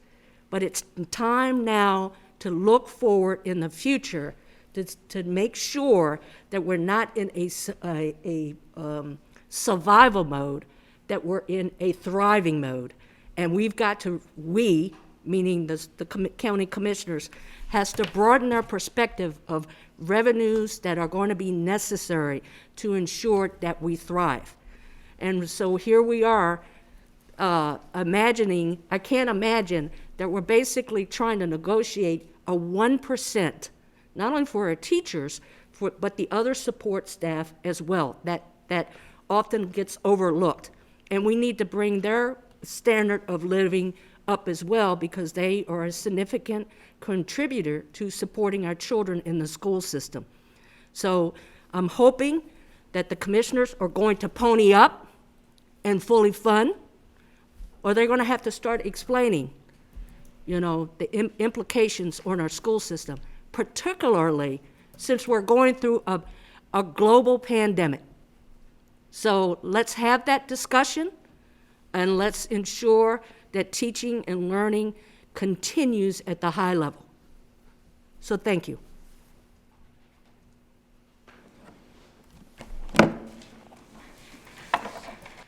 Next up, we have Mr.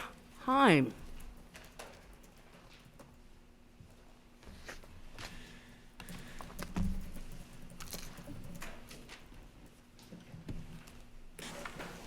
Good afternoon, everyone. Today I'm joined by Steve Andertz, who's our Director of Planning and Construction.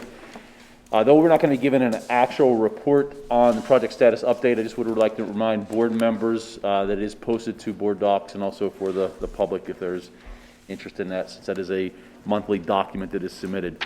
But we are here today to give a report item on the Educational Facilities Master Plan.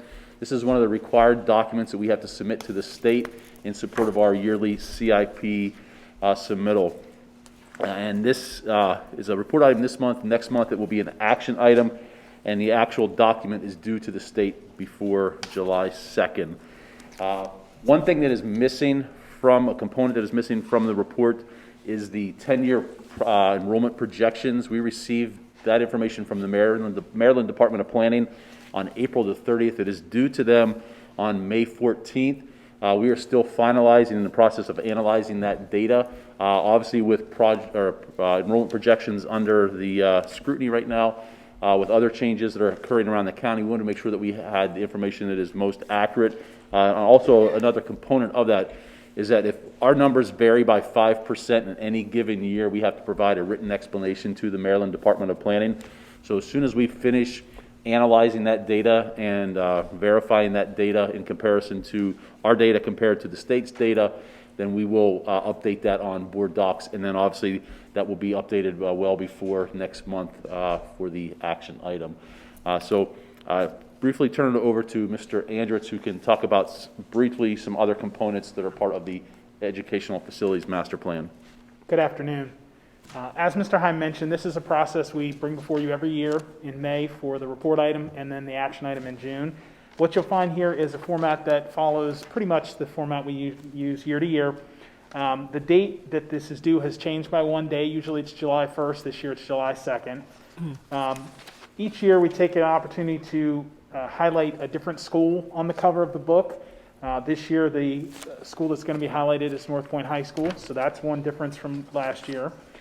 We also circulate the document around to different folks internally as well as through county staff for review and comments to update things. There are a number of changes that have been made to our goals, standards, and guidelines section to reflect the way that the school system is operating this year.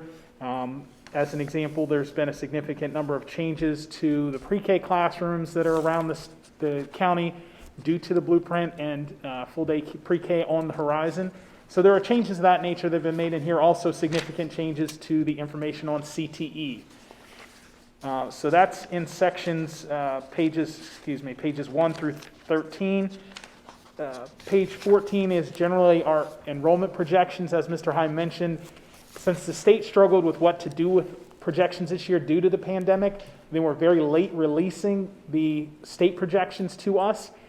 They came out on April 30th. We need to get them back to them by May 14th. We'll be well within that time to get them there. But this has not been updated. This is actually last year's numbers because we didn't have them from the state yet. The next pages after that are the project schedule. This has been updated and changed to reflect the fact that not all of the projects that we're asking for year to year are getting funded. So we see projects sliding back because the funding is not there to support them, not only through the state, but also through the county.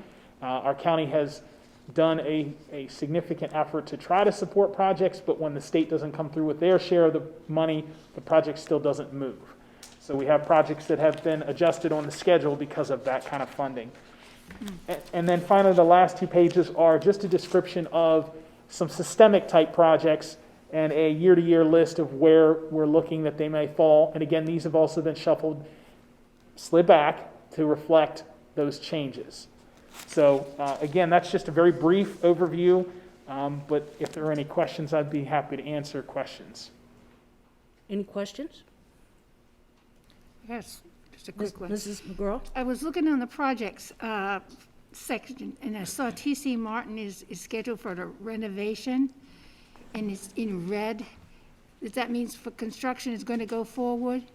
Do we have, what I want to know is, do we have the money for it right now to move forward with it? No, we do not. Okay. We have money for the design Okay. that is locally funded. That's already in place in this current fiscal year. We actually have an architect on contract, and we've begun that process of meeting with them to do the design. We've been involved with the principal on several meetings, as well as our architect representative from MSDE. I think we've had 3 meetings so far, and we're looking to schedule our 4th meeting. So we're starting that process to move it forward, but we have not received any construction funding from the state or local government yet. So if things fall into place, this upcoming school year, Brown is going to move into the transition school with Eva Turner moving out. So if things fell into place funding-wise, we would theoretically move in T.C. Martin into the transition school for 2 years to do that renovation to avoid having to do a phased occupied renovation. We think it would, the process would be much quicker and much more seamless. And you know, past experience has shown that through both Mudd and Eva Turner occupying the transition school. Okay. Just wonder if we had the money. Thank you. Any other questions? Thank you. Thank you all. Thank you. Mr. Roberts? Good afternoon. As required by Senate Bill 452, a district committee on assessments that includes administrators, parents, and teachers selected by the exclusive bargaining unit to advise and make recommendations shall submit the committee's recommendations to the county board. This is the required presentation by our district committee on assessment. Here to present are Linda McLaughlin, EACC president, co-chair, Christina Mulholland Miller, coordinator of formative assessment, co-chair, Karen Peters, coordinator of testing, and Dawn Pipkin, UNISERV director, EACC and MSEA. Thank you. Okay, and while Karen is getting the PowerPoint pulled up, oh, there we go. Good afternoon. Thank you all. Again, I'm Linda McLaughlin, and here with me to present are Chris Miller, Karen Peters, and Dawn Pipkin. We're here to present the data and the recommendations on behalf of the District Committee on Assessment that was set up through Senate Bill 452, as was announced. Thank you. I just want to make it really clear that here in Charles County, we are an exemplar across the state with our District Committee on Assessment. I've been approached by other locals to ask what our model is like here in Charles County, and the majority of that work was done by Chris Miller for working with me at the very beginning to get all this set up, and she is an amazing lead at the meetings and makes sure that all of the work gets done and it gets done properly. So I just wanted to put that out there. The members of our committee, on the next slide, thank you. Our committee is comprised of a huge stakeholder group, reflective of different levels of education, with educators and specialists from all different levels. We have community members, we have parents, we have administrators, and we have support staff, and we have a large percentage of EACC members on our committee. The recommendations for this committee came from the Office of School Administration, the Office of Instruction, and the EACC. And as far as our parent members, this was advertised, and we had many more applications this year than in previous years, which was really nice. The 4 questions that were asked of parents were, do you have children currently enrolled in CCPS? Are you serving on other CCPS committees? Have you served on CCPS committees in the past? And why would you like to serve? So we had people that really wanted to dig into this information, and that was really very helpful. I'd like to talk on the next slide about Senate Bill 452 just a little bit. You might have heard this called the More Learning, Less Testing Act from 2017.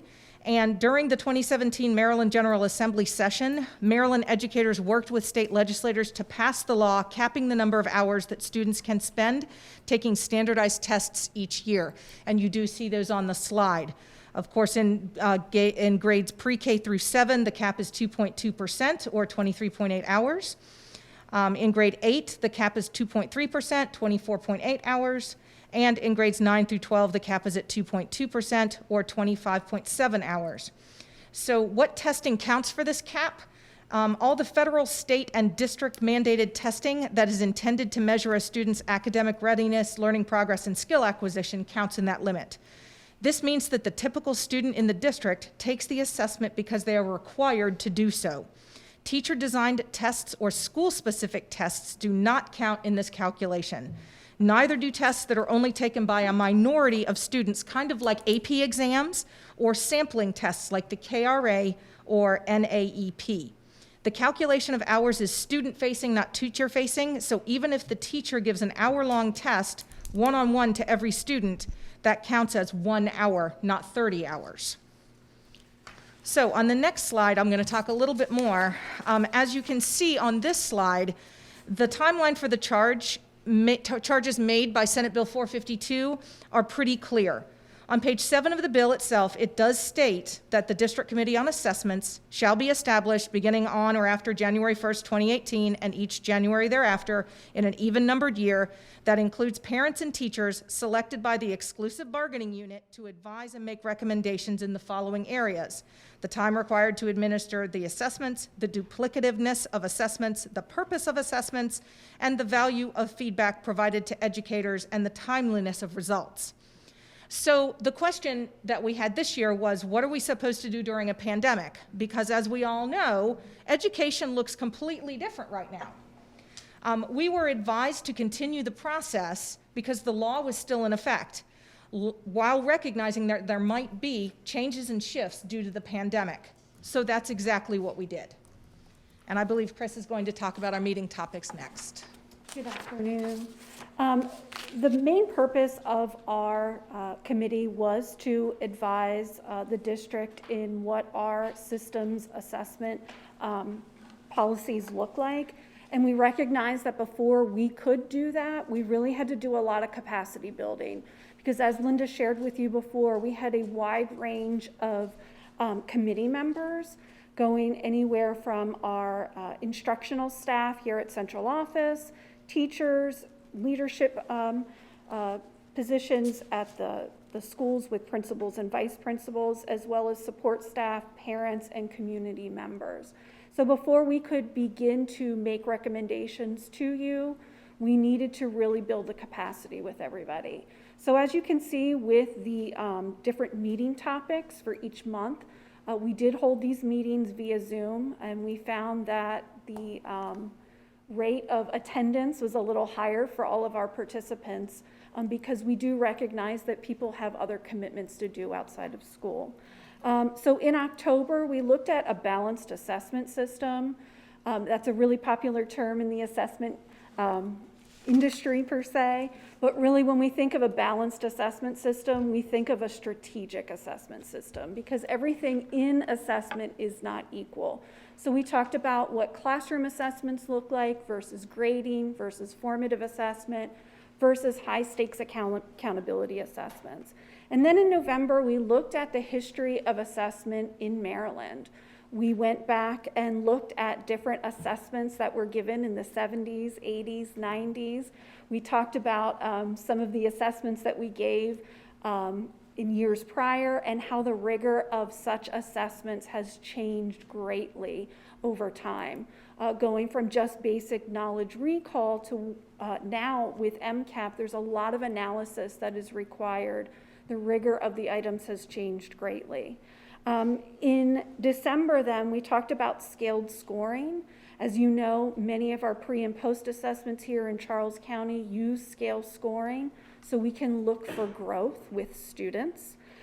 We talked about the rubrics that we're going to look at on the next slide that were used to evaluate the assessments that were given in our local testing program. And in the end of our meeting in December and then in January in March, after we did all of that capacity building, we went into leveled groups. So there was an elementary group, a middle school group, and a high school group.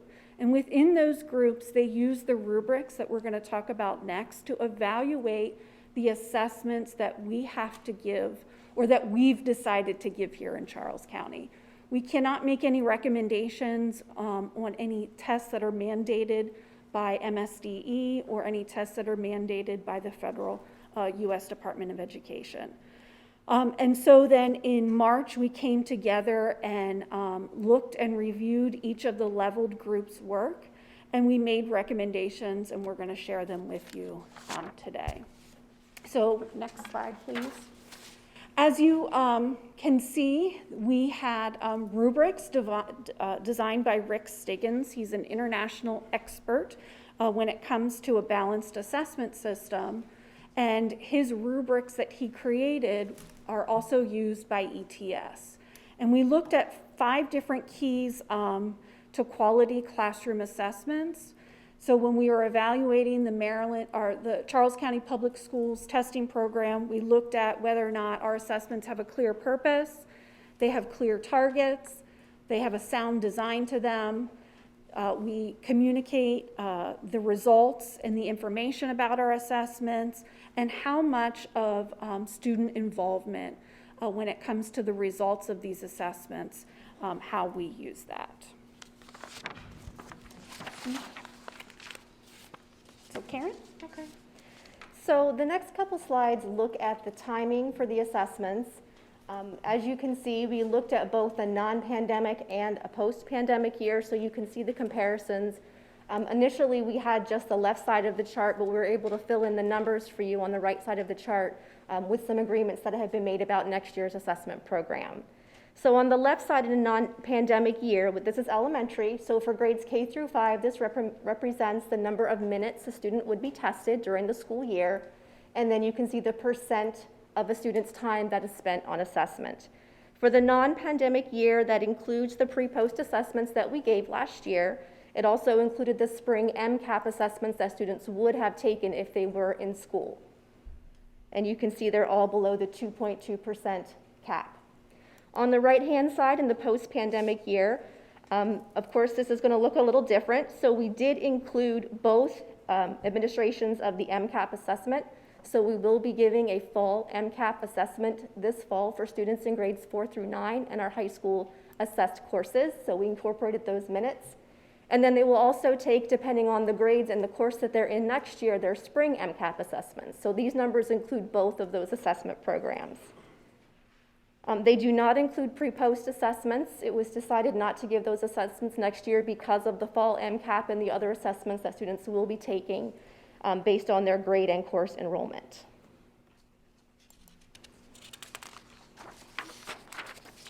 The next slide is middle school. So again, on the left-hand side, we have the non-pandemic year. Again, that includes both pre-post assessments and the spring MCAP that we had planned for students to take.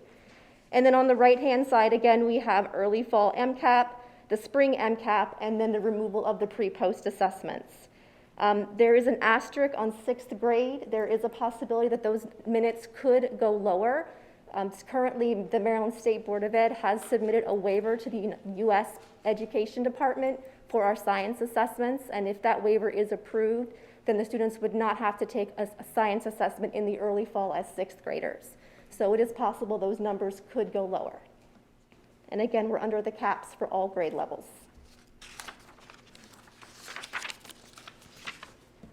For high school, again, on the left-hand side, that represents both pre-post assessments and all the graduation requirement assessments students would take in the spring. So that includes the MCAP, ELA 10, and Algebra 1, as well as the HSA government and the high school MISA that we usually give in grade 10. On the right-hand side, we've removed the pre-post assessments, but then we've also added in the early spring MCAP, HSA, and government, and MISA, and then for the early fall, and then also for the spring. Again, there's an asterisk on grades 9 and 11. If the waiver for US Ed is approved, then we would not have to give science in the fall for those students. For the seniors, for grade 12, we actually reduced to 0 because we did not have any assessments that we have the majority of our students taking. So as Linda mentioned before, we do have things like AP, SAT, ACT, but those are assessments that students opt in to take, and we do not require the majority of our students to take those assessments. So go ahead. I want to say something about the last. Go ahead. As far as recommendations from the District Committee on Assessment, these were recommendations that were agreed upon by every single member of the group. We were all in agreement. We're going to go through all of these recommendations. Targeted professional learning continues to be a priority as it has been in the past. The committee has recommended that we involve students more when it comes to our assessment process. So those that were on the committee have expressed interest in receiving additional professional learning on how to include students in the assessment process, how to write goals for them, how to help students self-assess, and how to help students reflect on their learning, talking about tracking their progress, data meetings, how to use current classroom data to discuss the needs and mastery. Oftentimes we spend a lot of time looking at summative assessment data to make instructional decisions, which is a good thing, but we also need to focus on the minute-by-minute data that we're collecting. So changing instruction while it's happening is a continued area for us to provide professional learning on. Some other recommendations, we talked about bias in assessment questions. We would like to look at our current assessments right now to see if there is bias that is in the questions that we assess our students on. SLO writing, standards-based assessment writing, and also 2 years ago with our district committee on assessment, we made a recommendation for there to be an assessment literacy class offered for our staff here in Charles County Public Schools. The committee has agreed that they want to continue that. We have offered that course for 2 years now, and now because it is so successful, MSDE is now offering our assessment literacy course to all Maryland teachers in this state. So that was a really, it's a testament to the work that we're doing here in Charles County.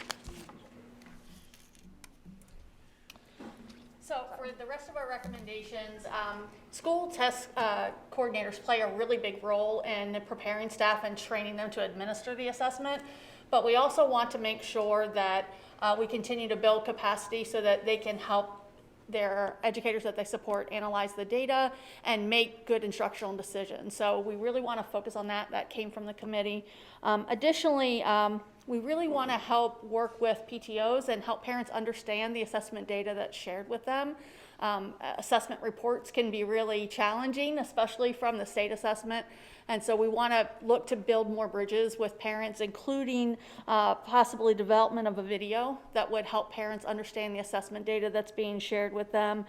And then we also want to make sure that Synergy has that ability to have that one-stop shop for where we're warehousing and including data, so that teachers don't have to go to 10 places to look at different pieces of data that are being collected system-wide, so that they can make the best instructional decisions for their students.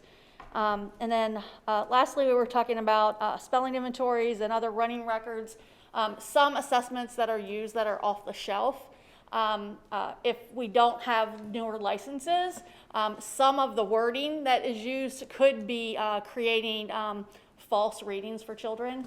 You know, some of our kids today don't know what a cassette tape is, you know, because that's not in their lifetime or experience.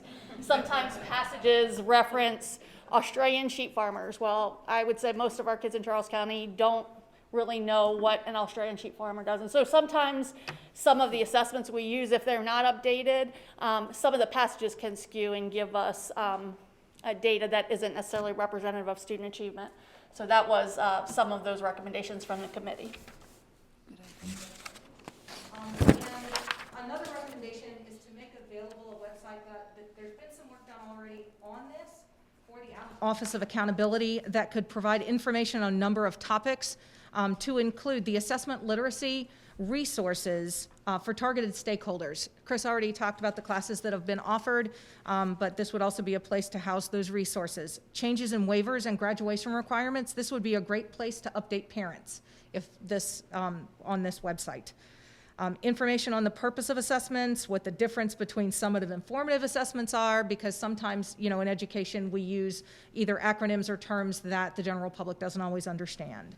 a description of what constitutes the balanced assessment system, what is scaled scoring anyway, a description of the CCPS assessment process so that parents can understand that, how to retrieve results for student scores and FAST tests, for example, home report explanations for parents, and as noted on the slide, a testing calendar. Other school systems have accountability websites that have been found to be helpful by the stakeholders in their areas, and so we thought this would be a good recommendation as well. So on the next slide, it details some ideas that the committee came up with to not only improve our current assessment program, but then to also utilize resources that we have that can help teachers to reduce their workload. So the first thing was what Dawn had mentioned with the spelling inventory, so reviewing that for bias and looking for more updated versions of assessments that will have more familiar terms and passages for our students so that we're receiving good data on what they understand. And then also looking to see how we can improve our pre-post. We think that we have a good program, but there's always room for improvement. So some of the recommendations from the committee looked at reviewing items for bias, and that actually came directly from one of the rubrics that we used, one of the sections of the rubric that we used. And so the rubric was very informative for the groups as they were working through that process and helped them to really ask good questions and look for ways that we could improve our assessment program. We're also looking at the possibility of purchasing passages and items. And what this does for us is it gives us items that are already vetted and reviewed for bias, and possibly already have item statistics that we can use in our assessment program. So that's something we're going to look into. And then the committee also discussed the possibility of extending some of those pre-posts in order to possibly get more data for the teachers. The other thing that we talked about was creation of other assessments, so things like final exams and quarterly benchmarks. With the students having one-to-one laptops now, it's possible that we could put these assessments on our online testing platform. Students would be able to take the assessments and teachers wouldn't have to score them. They'd have immediate results. So we'd like to do that as much as possible to reduce the workload for our teachers. And then also to provide data in the absence of pre-post next year, things like benchmarks and quarterly would provide additional data to our teachers as they're making instructional decisions. And that concludes our recommendations and our report to you all. Do you all have any questions? While you're thinking, can I just say something real quick? Great. First of all, I want to thank all the members of this committee because they kind of glossed over at the beginning. This group is an exemplar in the state. They've met the requirements of the bill and gone beyond the requirements of the bill. And we talk about transparency and really including the community in a very important topic. This is a prime example of how we do that. So I want to thank these members, these leaders who are presenting to you all, but also all the members of the committee who I'm sure you all have kind of led through this process because assessment is hard.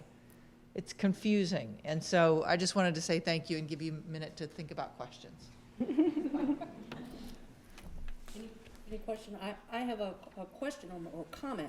I'm glad to see the recommendation, and this is an annual requirement? Every 2 years. Every 2 years. So the question or the comment is where in the timeline between now and the next time that this is required to be reviewed again, that we monitor the progress of the recommendations, because it is always kind of alarming to me.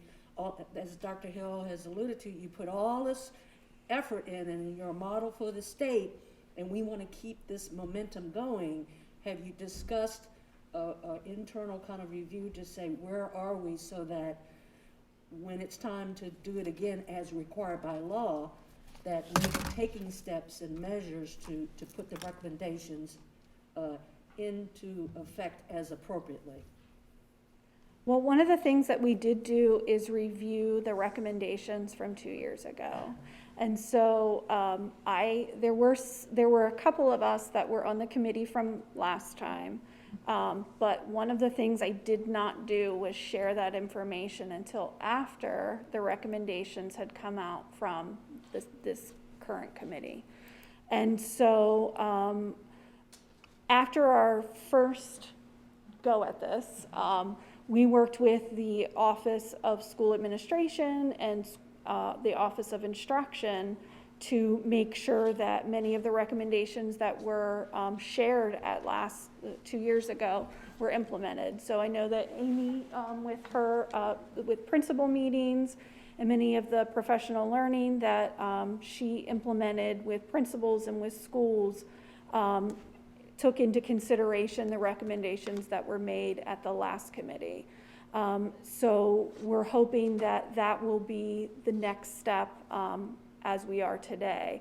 I know with having a new director, he's very supportive of the work that we're doing, and wanted to be updated immediately as to what our recommendations will be, and we already have some plans in place to get started with a better website. We did start that a couple years ago with our accountability website. Things got sidetracked a little bit, but we have the structures in place to already get that started in the next couple months. And I'd also like to add on that, Chris and I are in constant communication when there are concerns or questions from members in the schools, from EACC members in the schools. They bring them to me about testing, and so then I'll call Chris and I'll say, okay, how does this work in with our recommendations? The collaborative nature of this committee has continued, even though there has not been a formal recommendation process to the board since the last time it happened 2 years ago. But Chris and I do discuss this quite a bit because testing is a hot button topic. Yes, it is. And then the other point, you mentioned a video. How soon do you think that could be produced? Well, we need to work with the communications department. Certainly, graduation is going to take priority over getting the video out.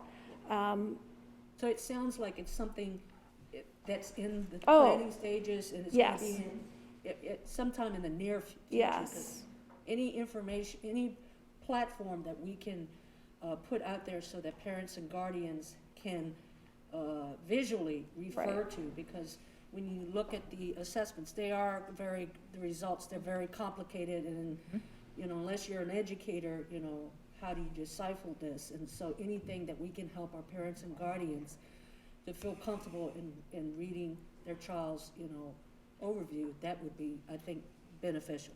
Agreed. Thank you. Anyone else? No questions. Great job. Thank you so much. No questions. And thank you for all your hard work. Thank you. Mrs. Mackey.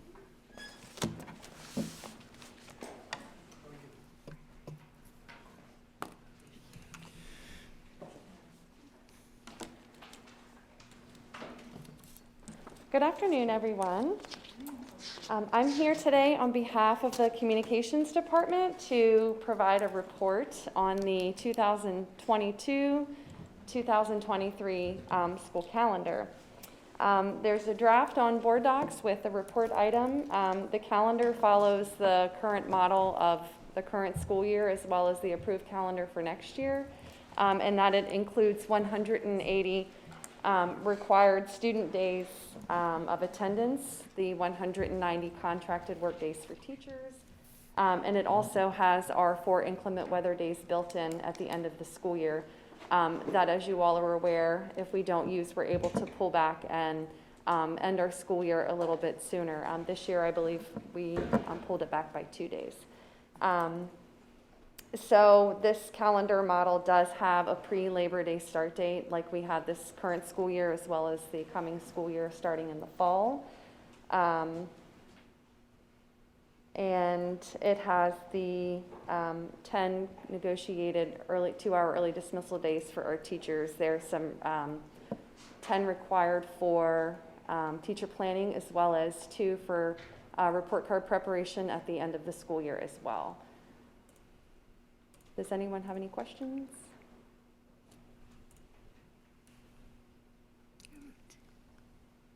Good with me.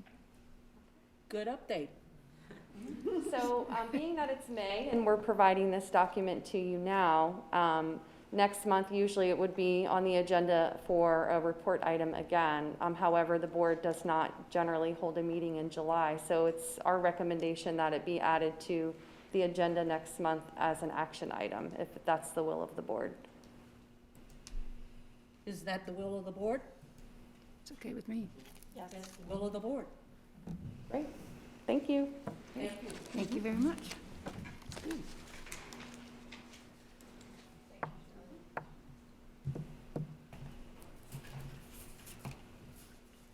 So,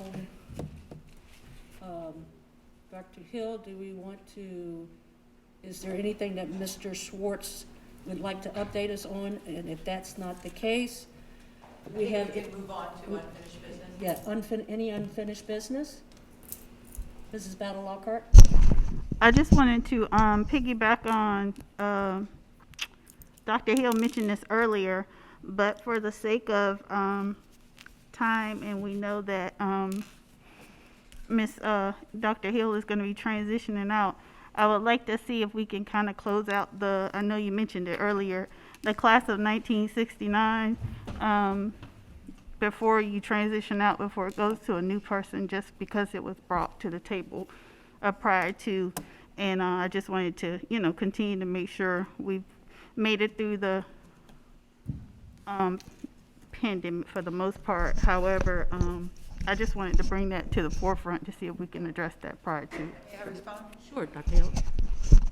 Appreciate that comment, and we're ready. We have what we need to do the recognition, but we're trying to respect the wishes of the folks we're trying to honor, and they so far have shown a little bit of hesitancy, rightfully so, of coming out and being in a gathering and that sort of thing. So as soon as they are ready, we are ready. We have everything we need because it was planned for April of 2020. Okay, thank you so much. Sure. Any other unfinished business? New business? Any new business? Mrs. Battle Lockhart? I just wanted to offer a suggestion to the board, if everybody agrees. Since we are going through a major transition with the superintendent, I would suggest that we not take a break in July, just to ensure that we are, the transition is going to go smoothly. That's just a suggestion I wanted to put forth. I already have. Ms. Abel? Not only for us, but for staff as well. A lot of them plan that time as vacation time because they're not needed. Sorry, I was thinking about us. Sorry. Any other new business? And then moving on, or new business, continuation of suspense of board policy? As we know, we revisit this every month, continuing to suspend board policies that should not be in effect during the pandemic. The report is the same as last month, with one exception. We are suggesting that we no longer need to suspend the board policy concerning the ethics panel reporting to the board annually. The ethics panel is planning to meet in person later this month to review the ethics filings, and will be reporting to the board by July 1st as the policy would provide. So we no longer need to suspend that policy. Otherwise, all the policies are still listed as continuing. Okay. Questions? Mr. Hancock? Thank you, Madam Chair. I don't see it on here. Is the grading policy on this still? No. No. Okay, I just want to make sure because I don't see it on here. Thank you. You need a motion? Do you need, yeah, I was about to say, We do you need a motion? Correct. We need a motion. Motion to accept as presented. Motion moved by Mr. Lucas. Second by Ms. Brown. Any further discussion? All in favor? Mr. Hancock, Ms. Brown, Mrs. McGraw, Ms. Abel, Mrs. Battle Lockhart, Mr. Lucas, Mr. Hurd affirms, Ms. Wilson agrees. Motion carries. Thank you. Any future agenda items? Mr. Lucas. Thank you, Ms. Wilson. I wonder if we might, and again, because Dr. Hill made this happen, if we could get a report from the Equity Task Force at our next meeting, and what they've done a lot of good work and to report out on what the plans are and how that aligns with our new board policy, 1820. Is that the will of the board? I would be interested in hearing. As it is the will of the board? Okay. Thank you. Thank you, Mr. Lucas. Anybody else? Future agenda items? Okay. Dr. Hill? I have one. So for several, probably almost 6 weeks, we've had a committee working here internally with the school district on the response to national events that occur and may be upsetting to our students or our staff. And that group has done a lot of great work. And I'd like to suggest to the board that we include their work in our June agenda, if it's the will of the board. Yeah, what's the name of the? I'm okay. Mr. Hurd, it's the will of the board? Group?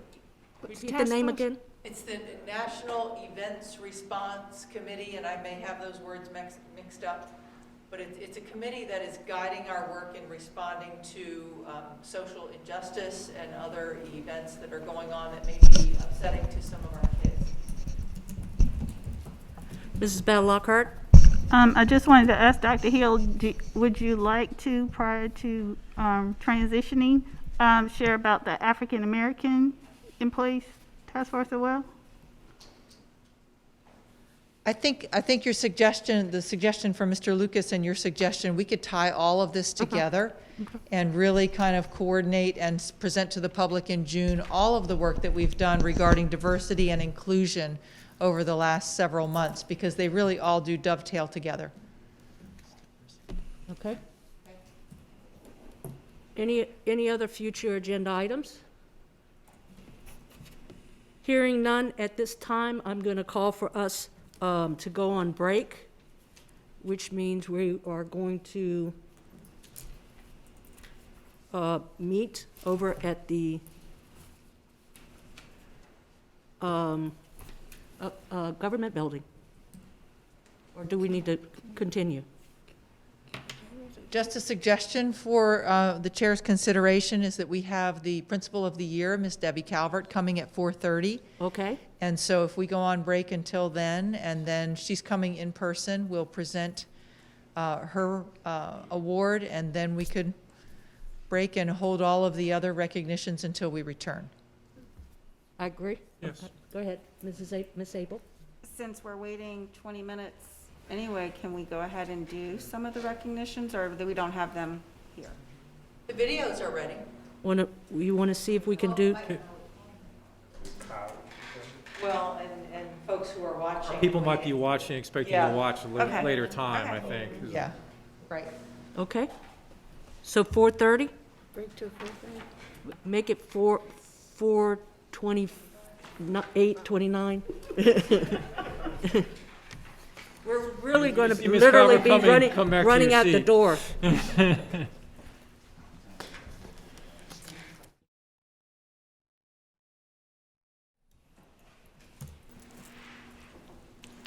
Thank you and welcome back. At this time, I'm going to turn it over to Mr. Jones.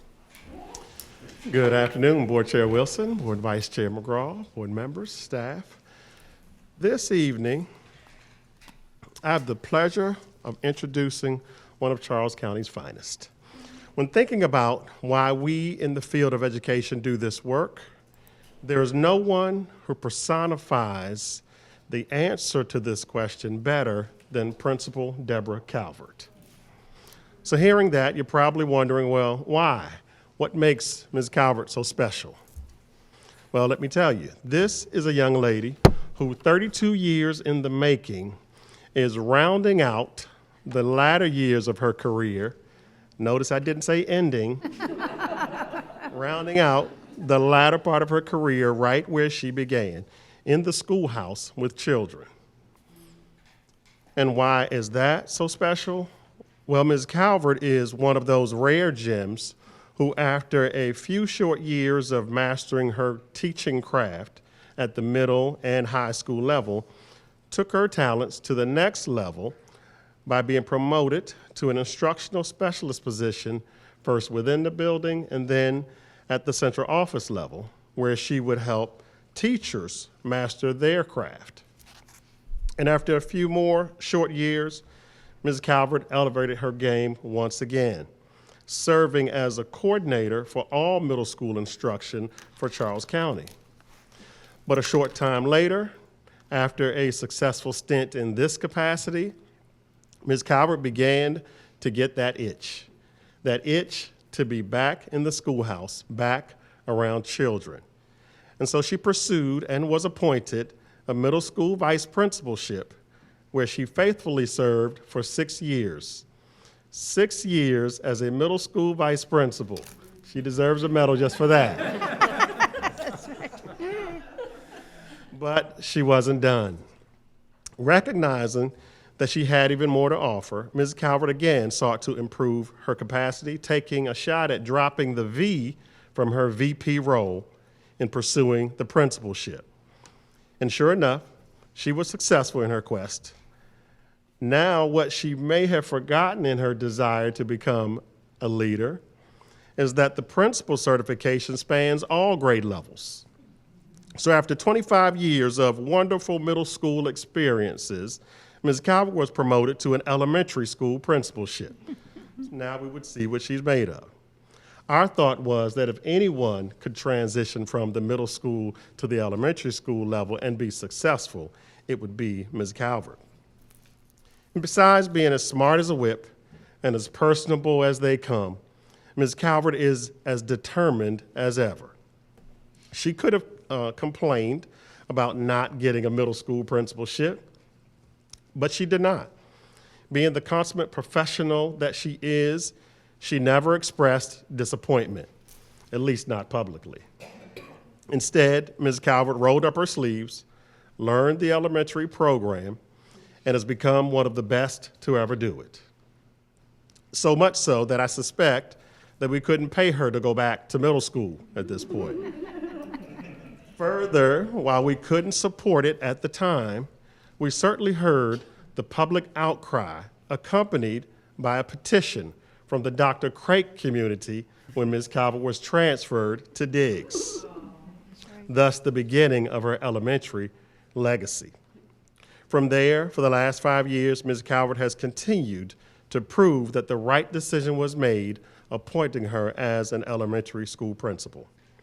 And having seen her in action, I can tell you, Ms. Calvert is truly a natural, able to relate to and work with people of all walks of life, staff at all levels of proficiency, parents of all levels of passion, and children of all levels. I've seen Ms. Calvert lead some of the most complicated and perhaps least appealing professional development opportunities and make it so interesting and engaging that even her least enthusiastic and sometimes skeptical staff members turn into excited believers and participators. This happens through the trust and credibility garnered by Ms. Calvert. She walks the walk and talks the talk. And it's not lip service. She is the real deal. And just as she holds her staff and students accountable, she holds herself accountable as well, never settling for anything less than her best efforts. And she doesn't shy away from additional responsibilities either. A couple years ago, I asked Ms. Calvert to take the lead on hosting regular elementary principal-only meetings at her school and report back to help our office stay in touch. And without complaint, at least not publicly, Ms. Calvert took the bull by the horns. And let me tell you, leading 23 elementary school principals is no easy task, the zealous group that they can be, which is a good thing. But all that to say that this is what makes Ms. Calvert so special and so deserving of this honor. For over 30 years, Ms. Calvert has performed at the highest pinnacle of her career on every level. And in most cases, school-based staff who advance to work at the central office level do not voluntarily return to the schoolhouse. So to make deliberate efforts to get back to the building, intentional steps to impact children on a more personal level when all was going well is what makes Ms. Calvert unique. it says that this individual is more about serving children than serving self. And while many of us also fit that category, tonight is not about us. Tonight is about Mrs. Calvert. She embodies this trait like none other and truly exemplifies a leader who makes a difference in the lives of children. Ladies and gentlemen, please welcome Charles County Public Schools finalist for the Washington Post Principal of the Year, Ms. Debra Calvert.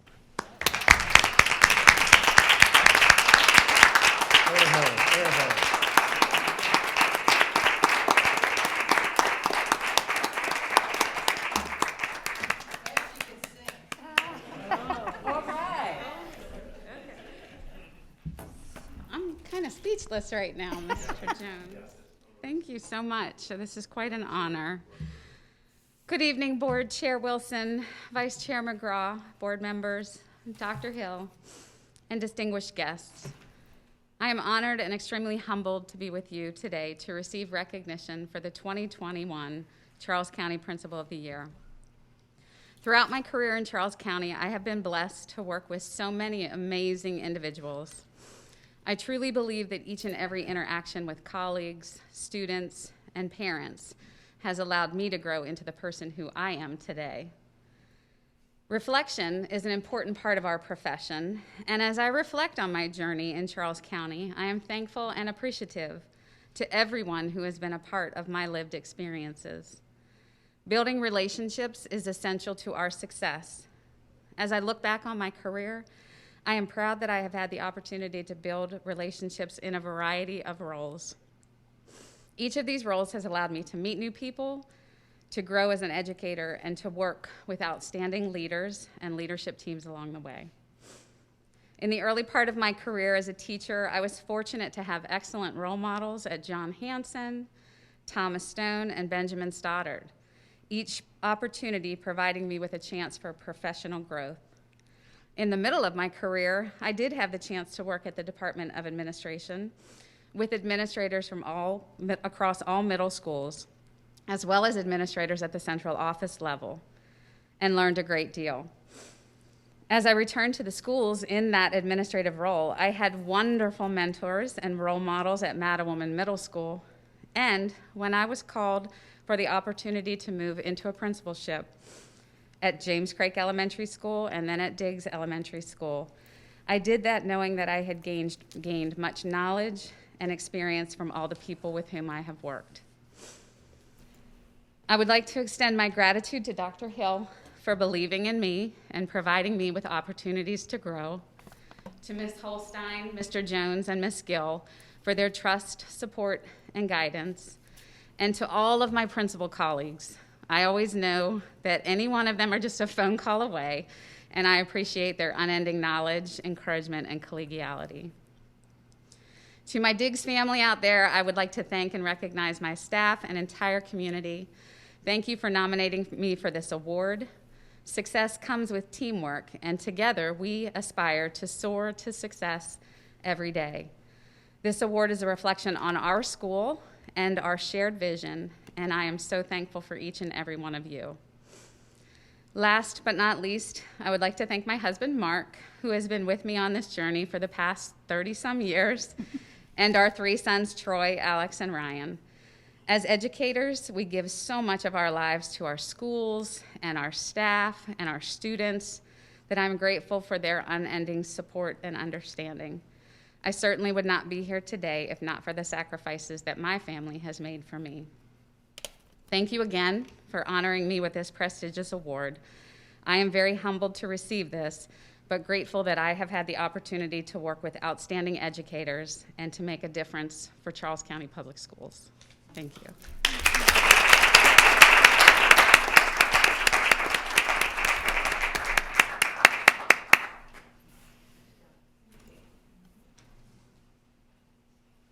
So sorry we're in a pandemic year. We're not able to have her family in here with us, but I think they are around somewhere. I'm sure they will enjoy the rest of the evening.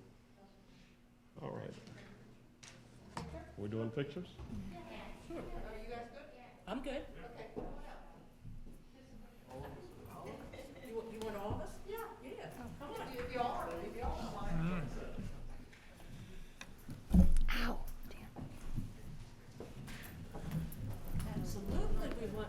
we want to be around this outstanding.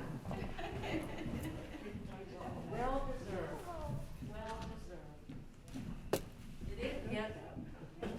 Can you get it back, or can you get us all? You can stand in the back if you'd like.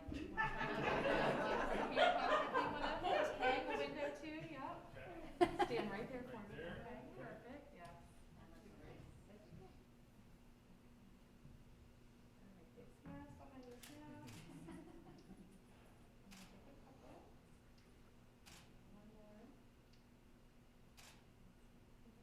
Can you do one with just Debbie and Amy and Marvin? Absolutely. Debbie, do you want to? No, absolutely, thank you so much. So, I guess we need to start heading over.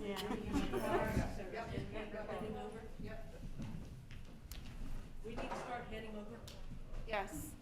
So are you, when you want me to? I'll drive.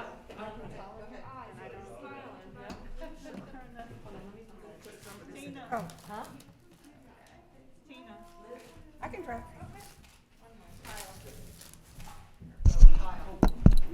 Kyle, can you shut us down?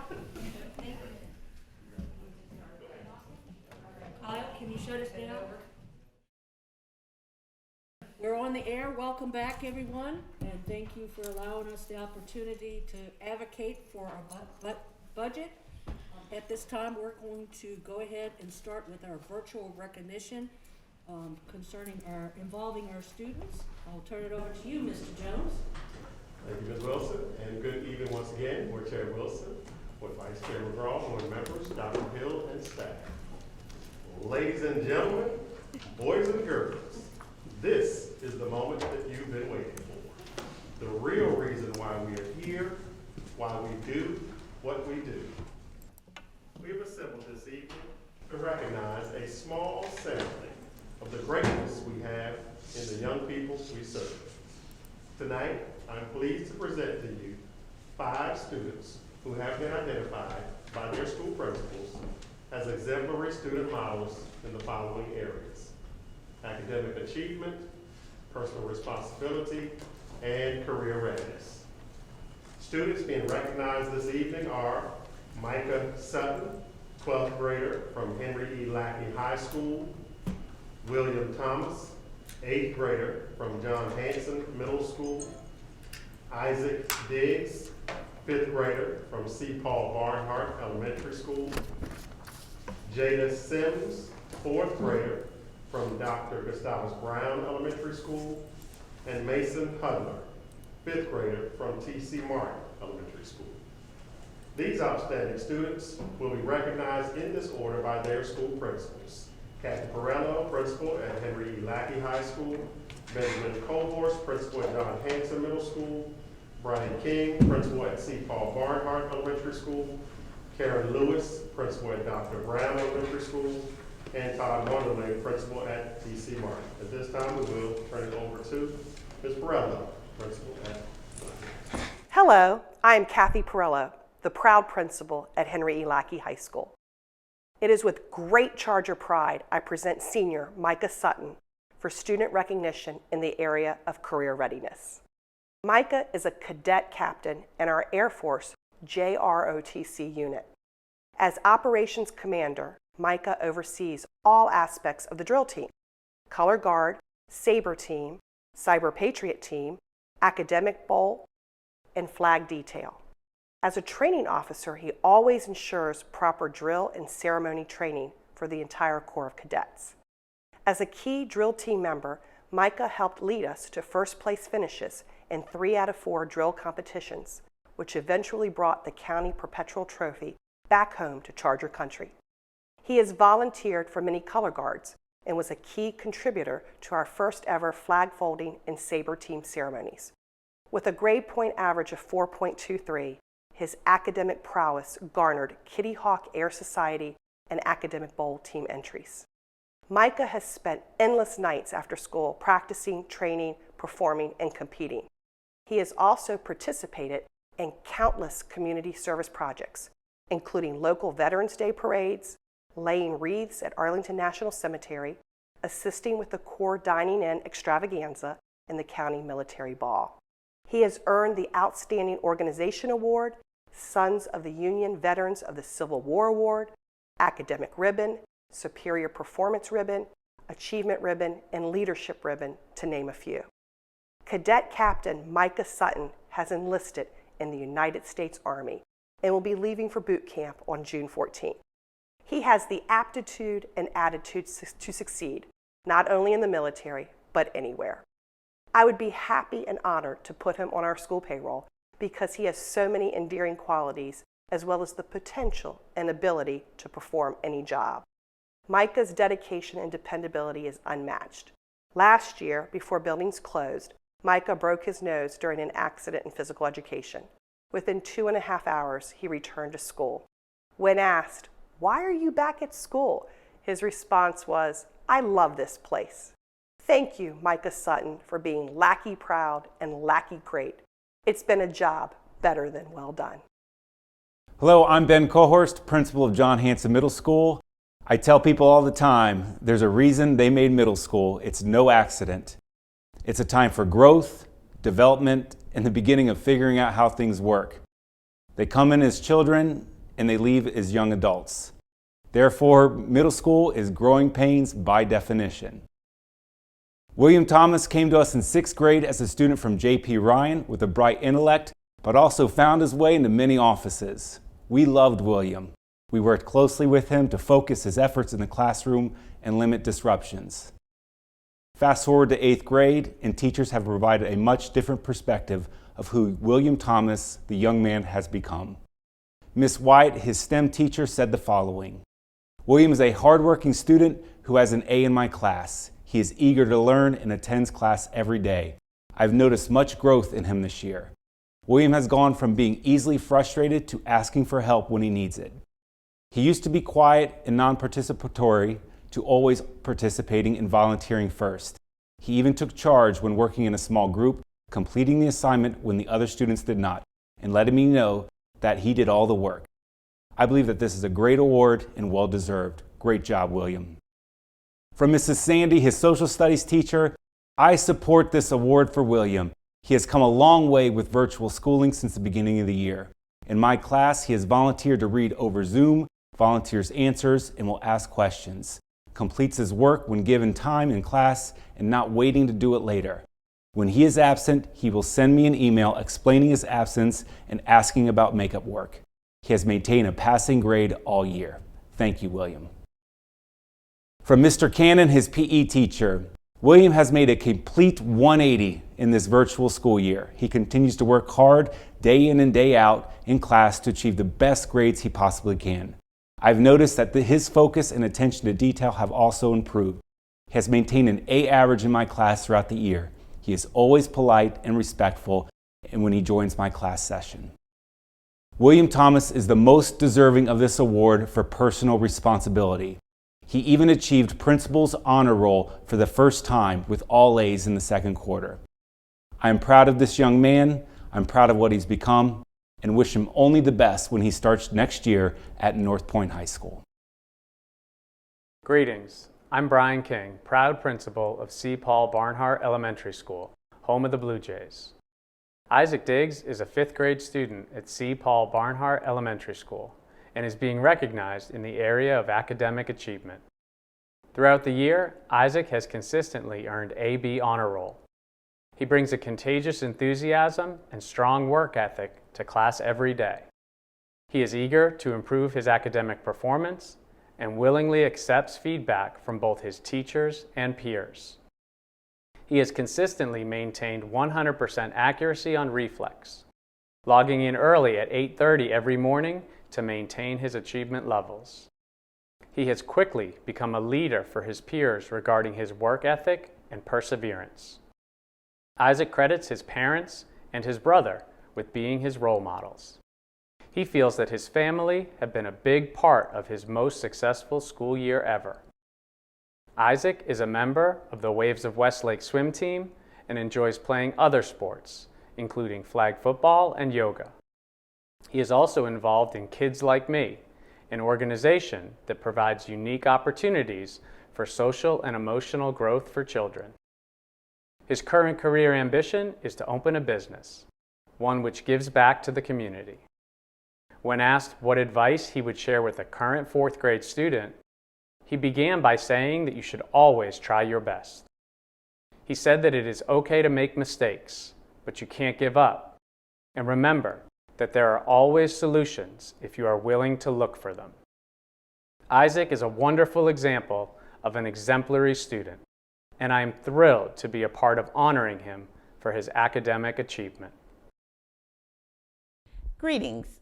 I'm Karen Lewis, the principal of Dr. Brown Elementary School, home of the Bulldogs.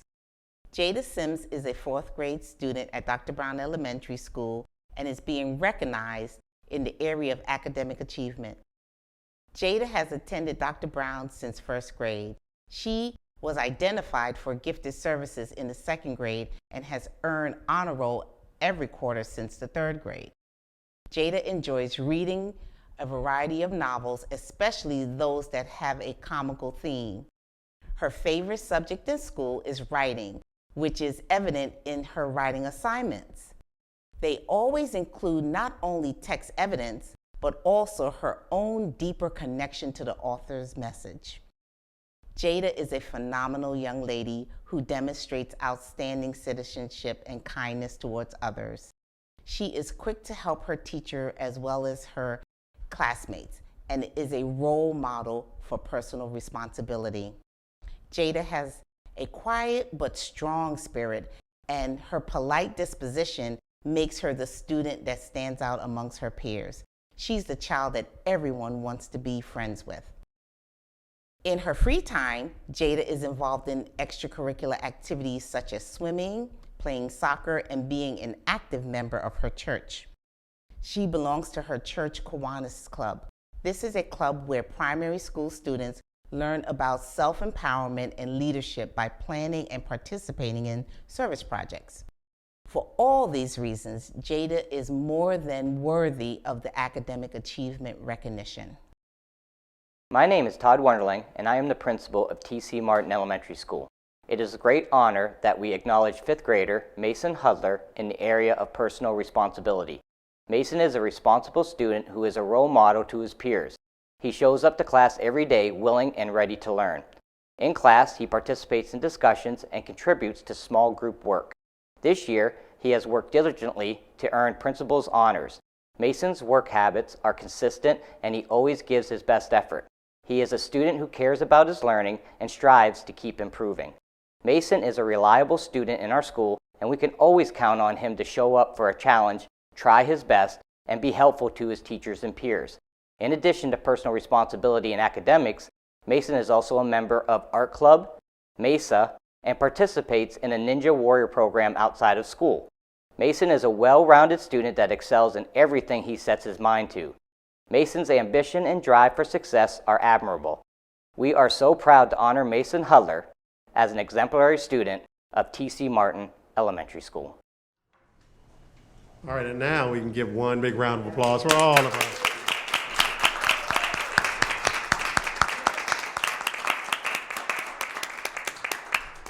Virtually moves it a little bit quicker, so we don't get a chance to do that in between.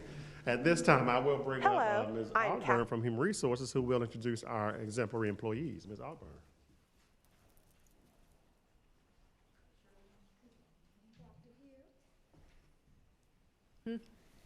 Thank you, Mr. Jones.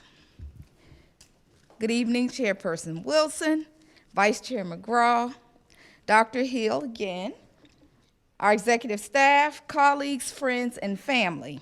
It is my pleasure to introduce and present our 5 exemplary employees who have demonstrated such a great amount of excellence. Their principal has recorded a video introduction sharing a few words about their outstanding performance. At this time, I'd like to introduce our award recipients. Ms. Heather Alvarez, a high school resource teacher at Henry E. Lackey High School, represented by Principal Kathy Pirello. Ms. Tiana Scott, a reading interventionist teacher at Hanson Middle School, represented by Principal Benjamin Colhurst. Miss Alicia Smith, a technology facilitator from C. Paul Barnhart Elementary School, presented by Principal Brian King. Miss Nicole Wade, a kindergarten teacher from Dr. Brown Elementary School, represented by Principal Karen Lewis. And Miss Nika Prince, a reading interventionist instructional assistant from T.C. Martin Elementary School, represented by Principal Todd Wonderling. Hello, I am Kathy Perello, proud principal at Henry E. Lackey High School. It is with great Charger pride I present the 2021 Exemplary Employee of the Year, Building Service Manager, Mr. Joe Bronner. Mr. Bronner has been employed with Charles County Public Schools since 1983 and has served as Lackey's building manager for the past 18 years. Mr. Bronner is without a doubt one of the most loyal and dedicated members of our Charger family. There is never a day or an hour he is unwilling to work. His strong work ethic should serve as a model for everyone. From working extra shifts when we are short-staffed and cleaning the community pool to responding to any and all emergency calls for the well or the freezer at any time of the day or night, Mr. Bronner always goes beyond the call of duty with grace, a smile, and professionalism. He is a staunch supporter of our community school, attending our athletic and performing arts events, dances, and chess tournaments. He is very accommodating in helping mentor our young adults who need work-based learning hours for graduation. During a long period of not having an assistant manager, Mr. Bronner performed the duties of both positions. Over the past 6 years, our building inspection reviews have been outstanding under his leadership. All of us rely heavily on Mr. Bronner. He is the most popular person on our staff.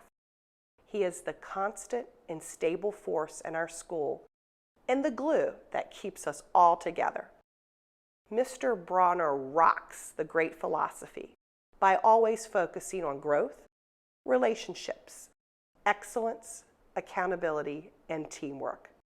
Congratulations, Mr. Bronner, on a job better than well done, and for this recognition that is overdue. Greetings again. Before I recognize John Hanson Middle School's exemplary employee, I want to take a moment to recognize Teacher Appreciation last week and say thank you to all of our teachers for your grit, your determination, your flexibility, and responsiveness this entire school year. You are the people that did the heavy lifting. Thank you. The John Hanson Middle School exemplary employee for school year 2021 is Tiana Scott. She is someone who I believe may be a sorcerer because clearly she has magical powers. Be mindful as you approach Tiana, as she will cast a magical spell of happiness onto you. You will always see other staff or students smiling and in a great mood when speaking to her. Her ability to promote a positive vibe is contagious. This kind of sorcery is not unheard of in today's world. However, it's a rare occurrence to find in a mortal. A second gift of magic that Tiana possesses is the ability to teach others how to read. I've always been astonished with this trick and anyone that has the ability to teach the gift of literacy.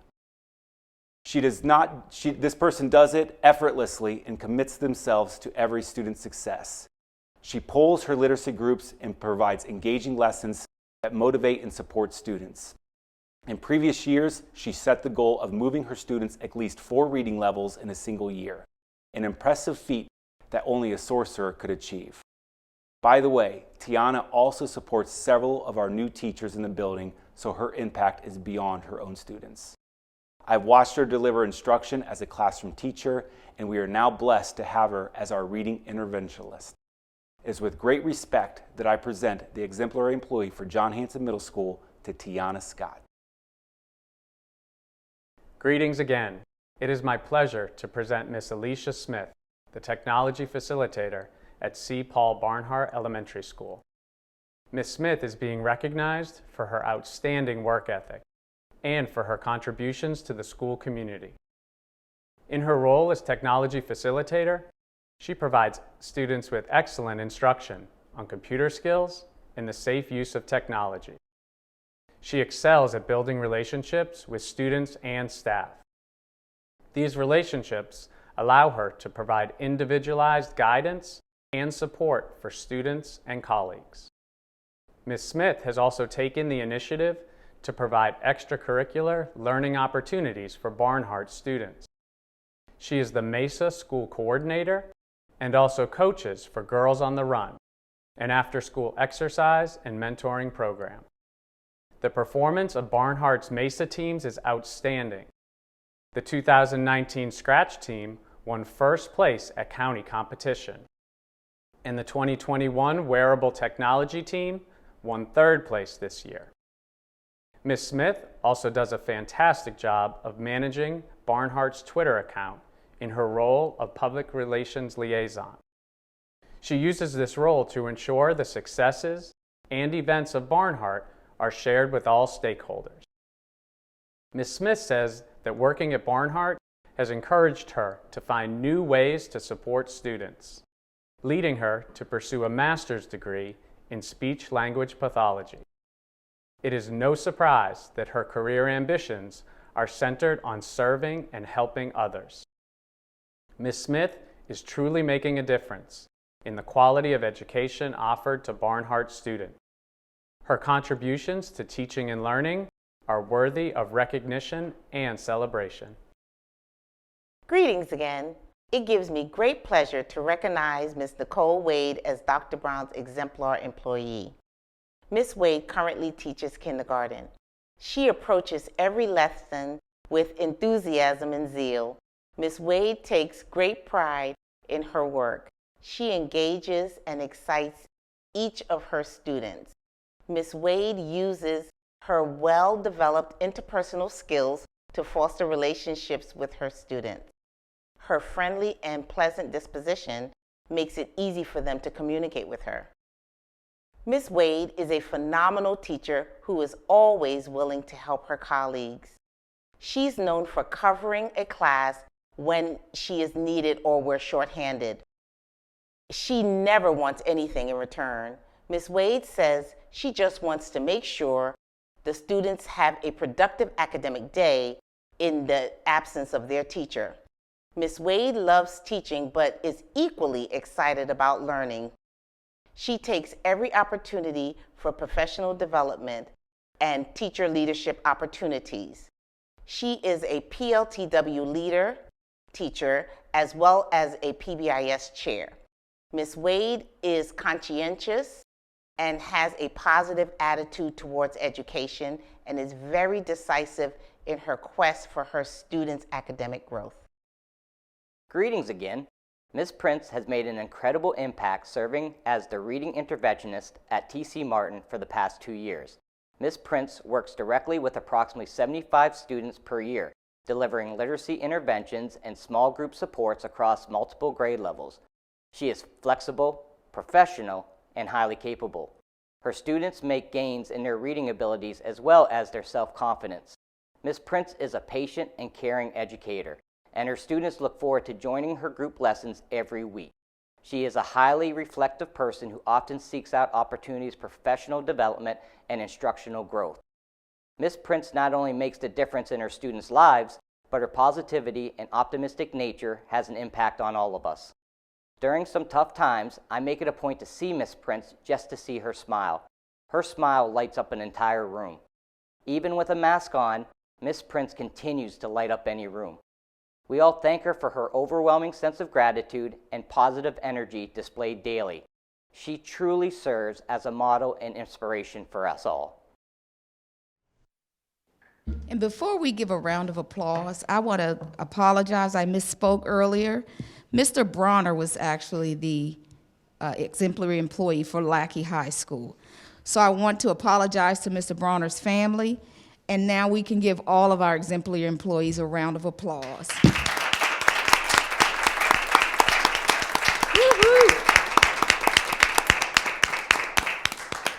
Thank you, Ms. McGraw. I'll turn this back over to you. Thank you. So, Dr. Hill, do we have time to proceed with the next award? I certainly can do that if you, yes. Okay. Okay. So Valerie Simpson, will you join me, please?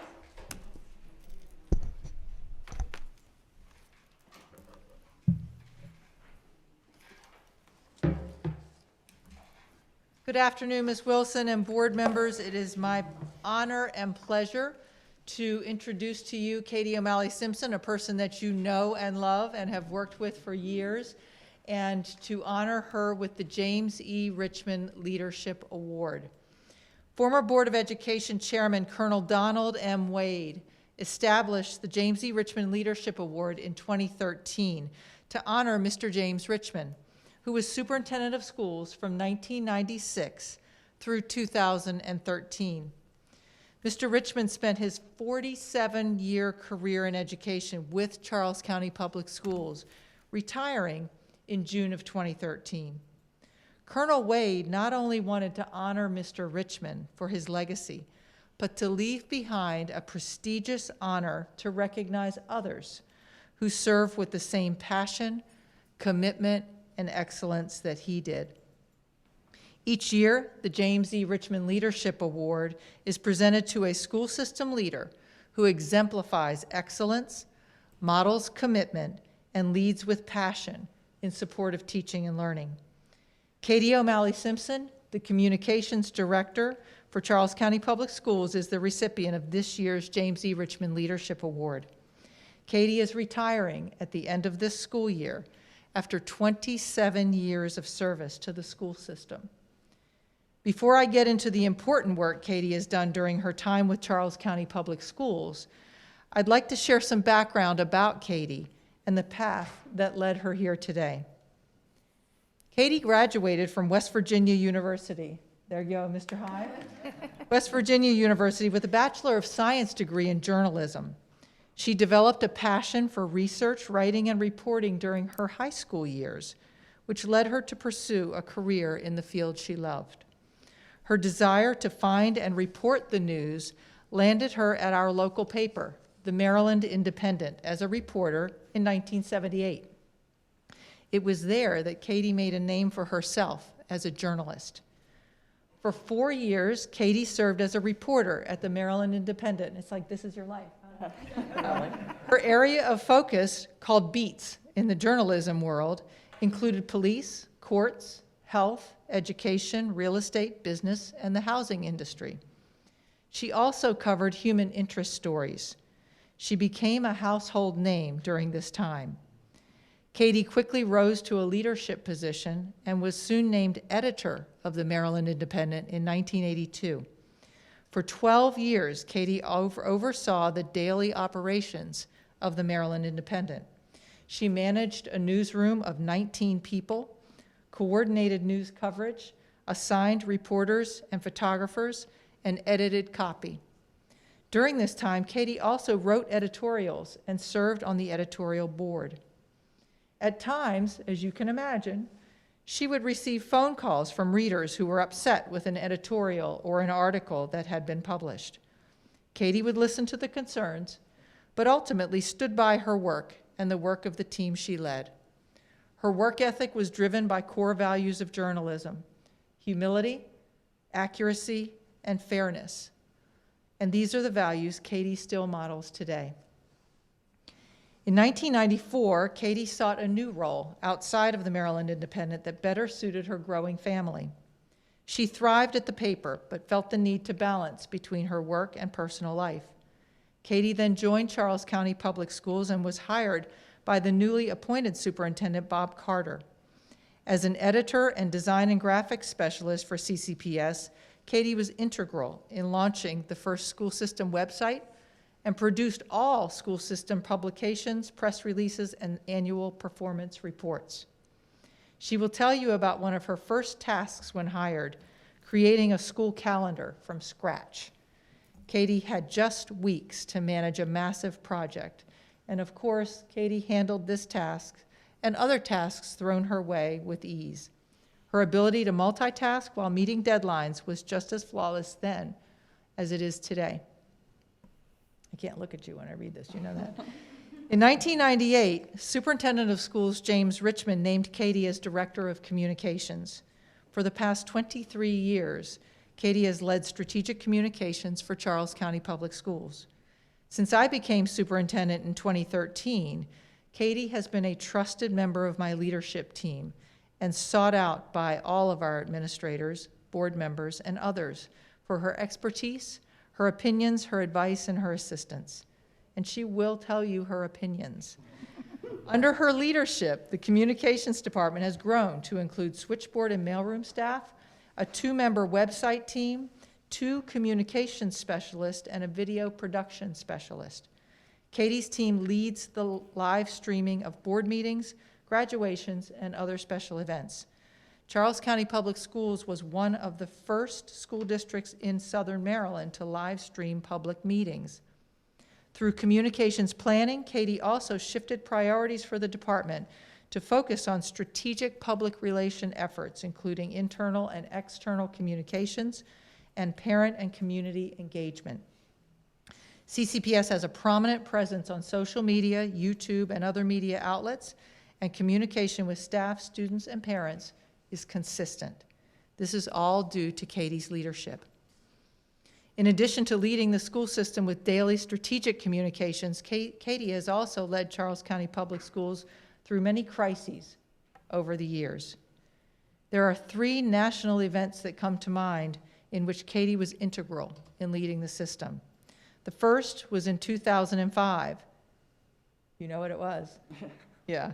When the district made national news over a graduate's wish to wear a bolo tie to graduation. As spokesperson for the school system, this story landed Katie on news outlets all over the United States. She even flew to New York City, courtesy of the Today Show.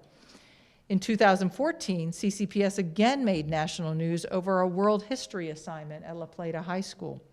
Katie managed all media inquiries, interviews, and information requests. She also worked very closely with our staff attorney, Eric Schwartz, when the school system was named in a lawsuit about this assignment. Although this event took place in 2014, Katie still receives calls, emails, and inquiries from the public about this event. In July 2017, our community experienced a devastating situation in which a former employee was accused of sexual misconduct with children. I again turned to Katie to help manage the system's response through the situation. The nature of this crisis affected all district stakeholders and our Charles County community. It changed the way we operate as a school system. I cannot imagine managing this situation without a competent and knowledgeable communications director by my side. Katie is my go-to source of support. She is a sounding board and a strategic advisor, and she is most deserving of the James E. Richmond Leadership Award for all that she has done for the school system, for the families and the children of Charles County. I am thankful for her partnership over the last 8 years, and I certainly wish you well in your retirement, Katie.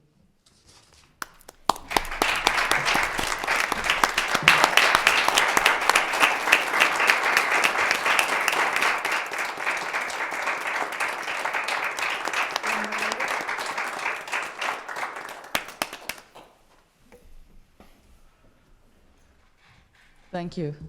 This is all a bit overwhelming for me. I have to admit that being presented this award is a little overwhelming when you consider I'm the one who's usually making the plans for others to get recognized. So it's humbling for me to be the one recognized today. First, I want to thank Dr. Hill and Mrs. Holstein for their confidence over the years and for selecting me as this year's recipient of the James E. Richmond Leadership Award. This award is particularly meaningful to me because Mr. Richmond, as my former superintendent, gave me my first leadership role within Charles County Public Schools. Over my 27 years with the school system, I have appreciated every opportunity that both Mr. Richmond and Dr. Hill have offered me. I'm lucky. Communications, reporting, and writing, they're my passions. So work has never been work for me. I love my job. I love Charles County, and I love our school system. Charles County has offered me significant opportunities that have helped me grow as a professional and as a person, and it doesn't get much better than this. There's a lot that happens across 27 years, and I thought I had experienced it all. Dr. Hill told you some of it. But then there was a pandemic. This past year has been one of the most challenging as we navigated the changes in unique situations to continue to serve our community while our school buildings were closed. And through strong leadership, we have persisted in meeting these challenges to educate the county school children, among other things. Good leadership doesn't happen in a vacuum, and I share today's honor with my work family, a group of extremely talented people: Shelley Mackey, Sarah Taylor, Susan Cox, Kyle Graves, and Gary Nagel. These dedicated colleagues, thank you for always answering my after-hour calls and showcasing the best of Charles County Public Schools. You are the best work family a person could have. To my superintendent, Dr. Hill, you are surrounded by great leaders, and there are so many other people you could have chosen for this award. Thank you for your steadfast support, your confidence in my ability to do the job, and for the work you do each day for children. You are a student-centered leader who expects excellence and who has guided us with compassion and drive. I'm proud to be a member of your team and our work over the last 8 years. This is truly a 24/7 job, and I can't sign off before giving a shout out and many thanks to my family, my husband Tom Simpson, and my kids Matthew Simpson and Molly Reap. They have shared the high and low moments of my career and never complained when the phone calls came in the middle of dinner, when I finished paperwork on the beach, or when I left the house in the middle of the night to meet reporters. They've always understood the nature of my career completely, and I'm grateful for their support and encouragement. Thank you again for this award. It's truly an honor to receive it.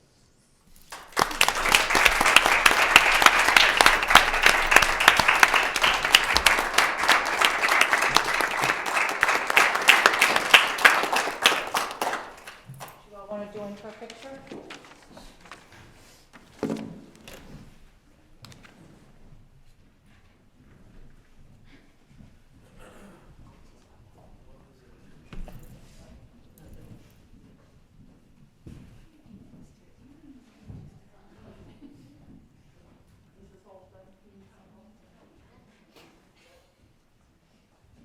All right, Mr. Hancock, find your window right there.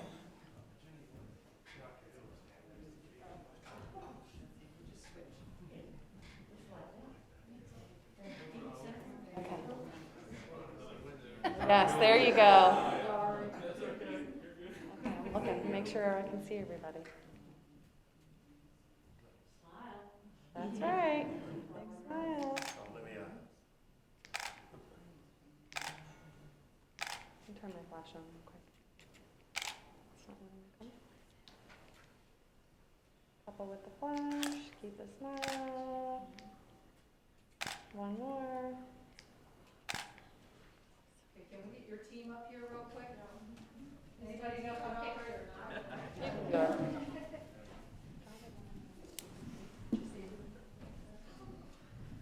This is just push which button? This one in the front?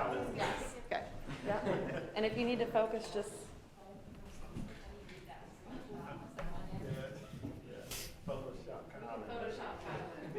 Okay.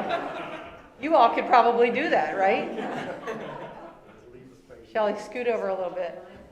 Okay. Leave a spot for Kyle.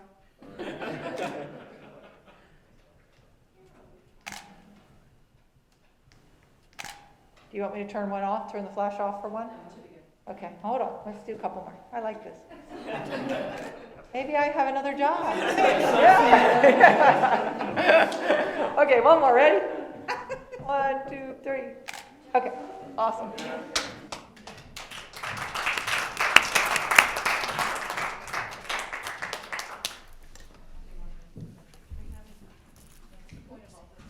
Out of the way again.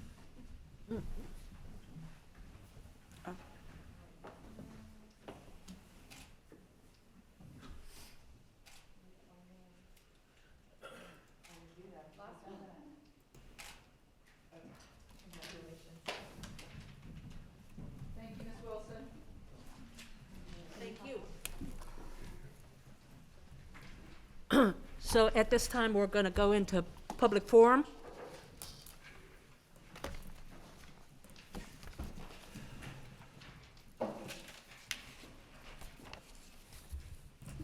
If I could have just a moment of personal privilege of somebody who's worked with Katie for many years.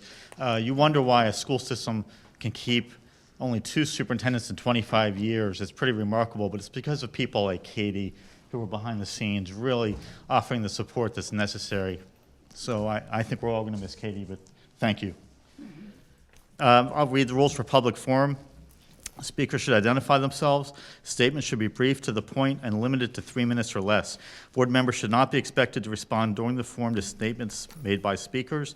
Statements should relate to Charles County Board of Education agenda items or any education-related topic with the following limitations: personnel matters, pending or potential appeals, or the comments regarding the actions or statements of individual staff or the private lives of any individual are not appropriate topics. Proper language and decorum are required at all times. We have 2 speakers in person and 2, I believe, virtually. Our first speaker in person is Clint Reginator.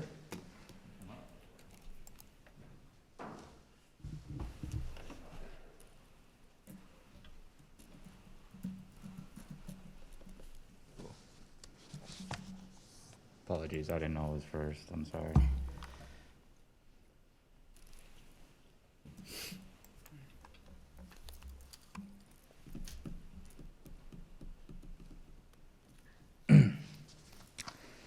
Hi, my name is Clint Reginator. I'm a parent of 2 kids that go to Wade Elementary.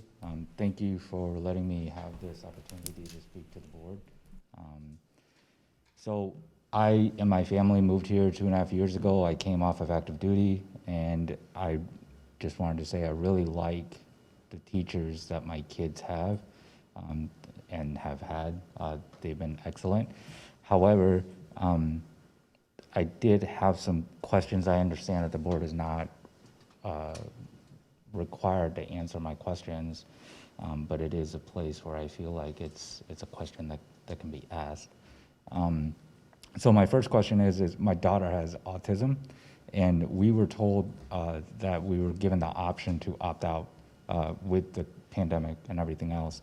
However, we were told by the IEP person that they would not be able to utilize certain services because of the option to opt out. We were not told any of this. If we were told any of this, I think we would have made a little bit more time to make that decision and have a backup plan afterwards. So is there a way that we can see the policy? I've asked for the policy, I've not received it. I've seen like little snippets. I don't, my whole career I've spent in the military looking at policy is what we do. And so I'm a little bit confused as to how that works. And then secondly, I'm concerned about my kids going back to school, as well as I'm sure a lot of parents are, as well as teachers. I know that the American Rescue Plan that was enacted by President Biden gives money to schools to be able to help with things like HVAC systems that helps with recycling air. And I have not seen a list of what schools have either upgraded HVAC systems or if they are planning on updating those systems. I know some of the schools are kind of older, and so they kind of need that renovation in order to stay current. And I didn't know if there was a place that that information could be found, if it's available publicly. And I apologize, I did not know that this was just a person making statements and not having a two-way conversation. So that's kind of where I'm at. So thank you for your time. I really appreciate it. And yeah, that's it. Thank you. Our next speaker is Melissa Carpenter.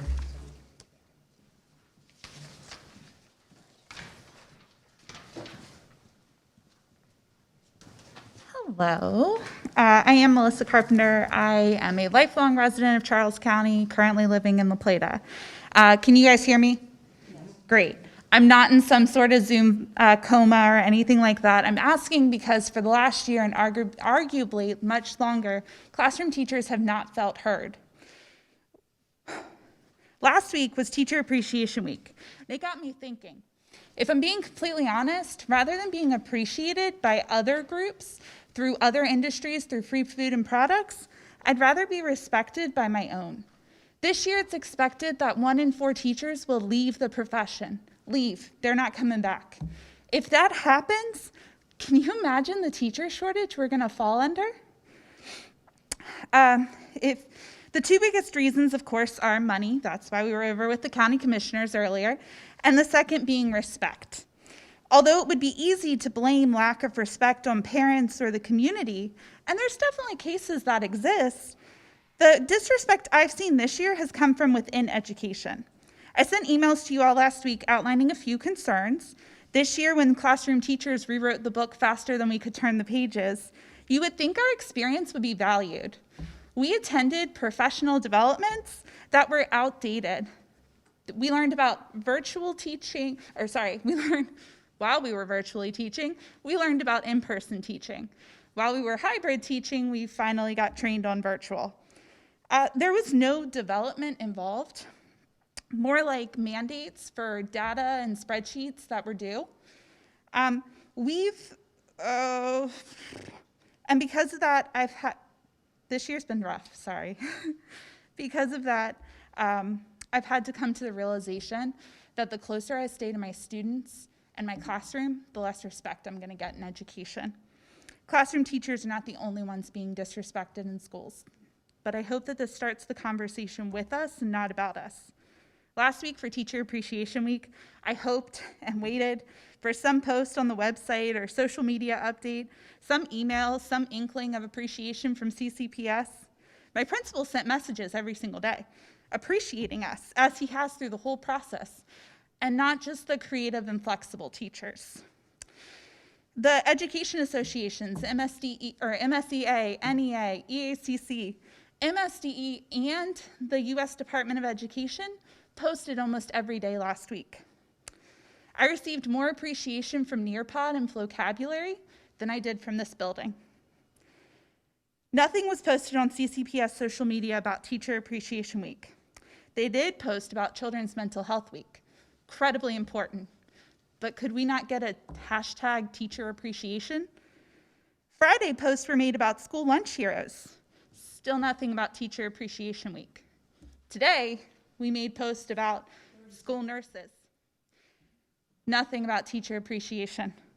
If those aren't telling signs that the culture around classroom teachers needs to change, I don't know what else I can say.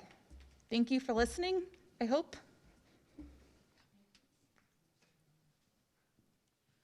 We had 2 people sign up virtually, but they are not with us today, so that's the end of public forum. Thank you.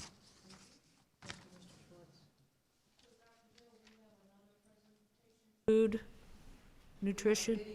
Yes. Recognizing our food and nutrition services staff.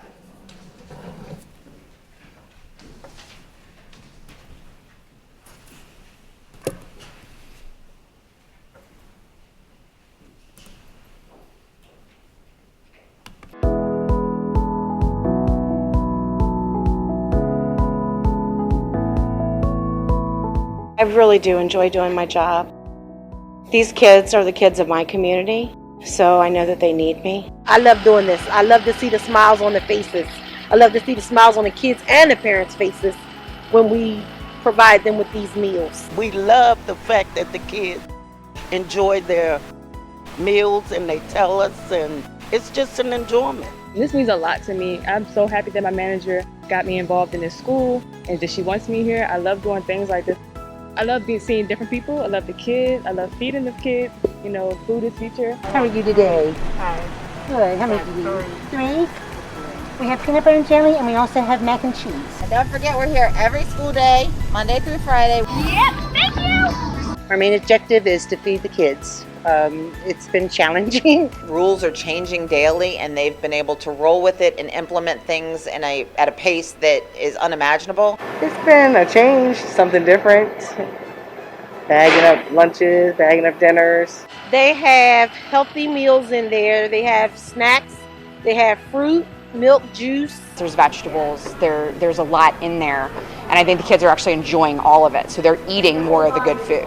And we're trying to mix a new menu, to go with the grab and go situation, and then incorporate some of our old things, for the weekend bags. I feel like we're like the mailman sometimes. Rain, sleet, or snow, lunch must go through. We've done whatever we can to make sure that the kids get fed, but I mean, it's been a little crazy, but we just adjust.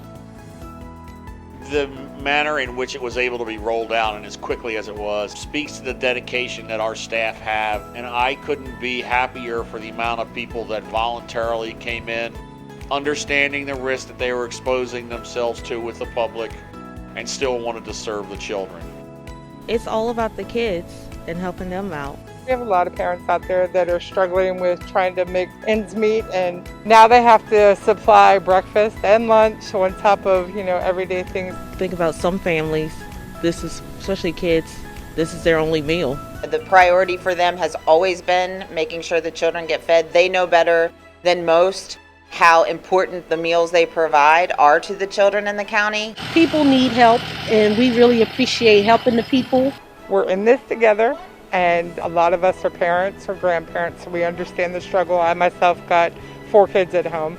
We're still here for our students, and this just show them we're still here for them. Even if it's just one family that says that you changed their life, it brightens up their day coming to school just to get a lunch. When you're out doing something and going different places and you're busy and you have a purpose in your day, that really helps. That's made a difference for me. And it feels good, like I said, to be reaching the families that need us. I think the best part is the kids eating lunch here. We miss the kids. They love to talk to us, tell us something. Someone will pretend they need me to open a milk, even though their milk's open. They just, that's the best part for me, is seeing the kids. That's what it's all about. That's why we're here. Every child that goes to J.C. Parks is my baby. And to see your baby smile there's nothing like it.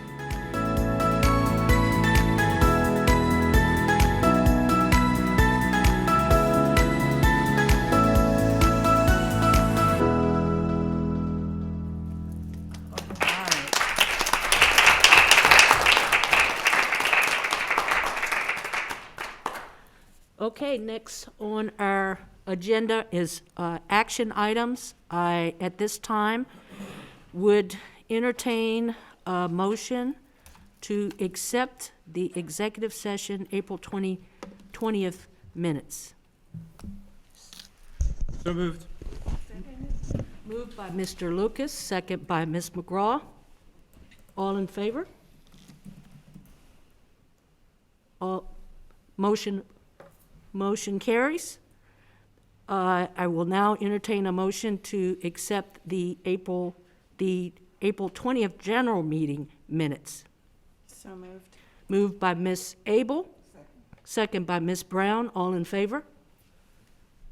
Motion carries. Student member affirms. Then I will entertain a work session minutes approval for April 26th. So moved. Moved by Ms. Abel, second, go ahead. Second. Second by Mr. Hancock. All in favor? Motion carries. Student member affirms. Next, I will entertain a motion to accept the personnel report. So moved. Moved by Mrs. McGraw. Second. Second by Ms. Abel. All in favor? Motion carries. I will entertain a motion to adjourn. So moved. Moved by Mr. Lucas. Second by Ms. Brown. All in favor? All, motion carries. Student member affirms. Meeting's adjourned. Meeting's adjourned. Thank you, and good night.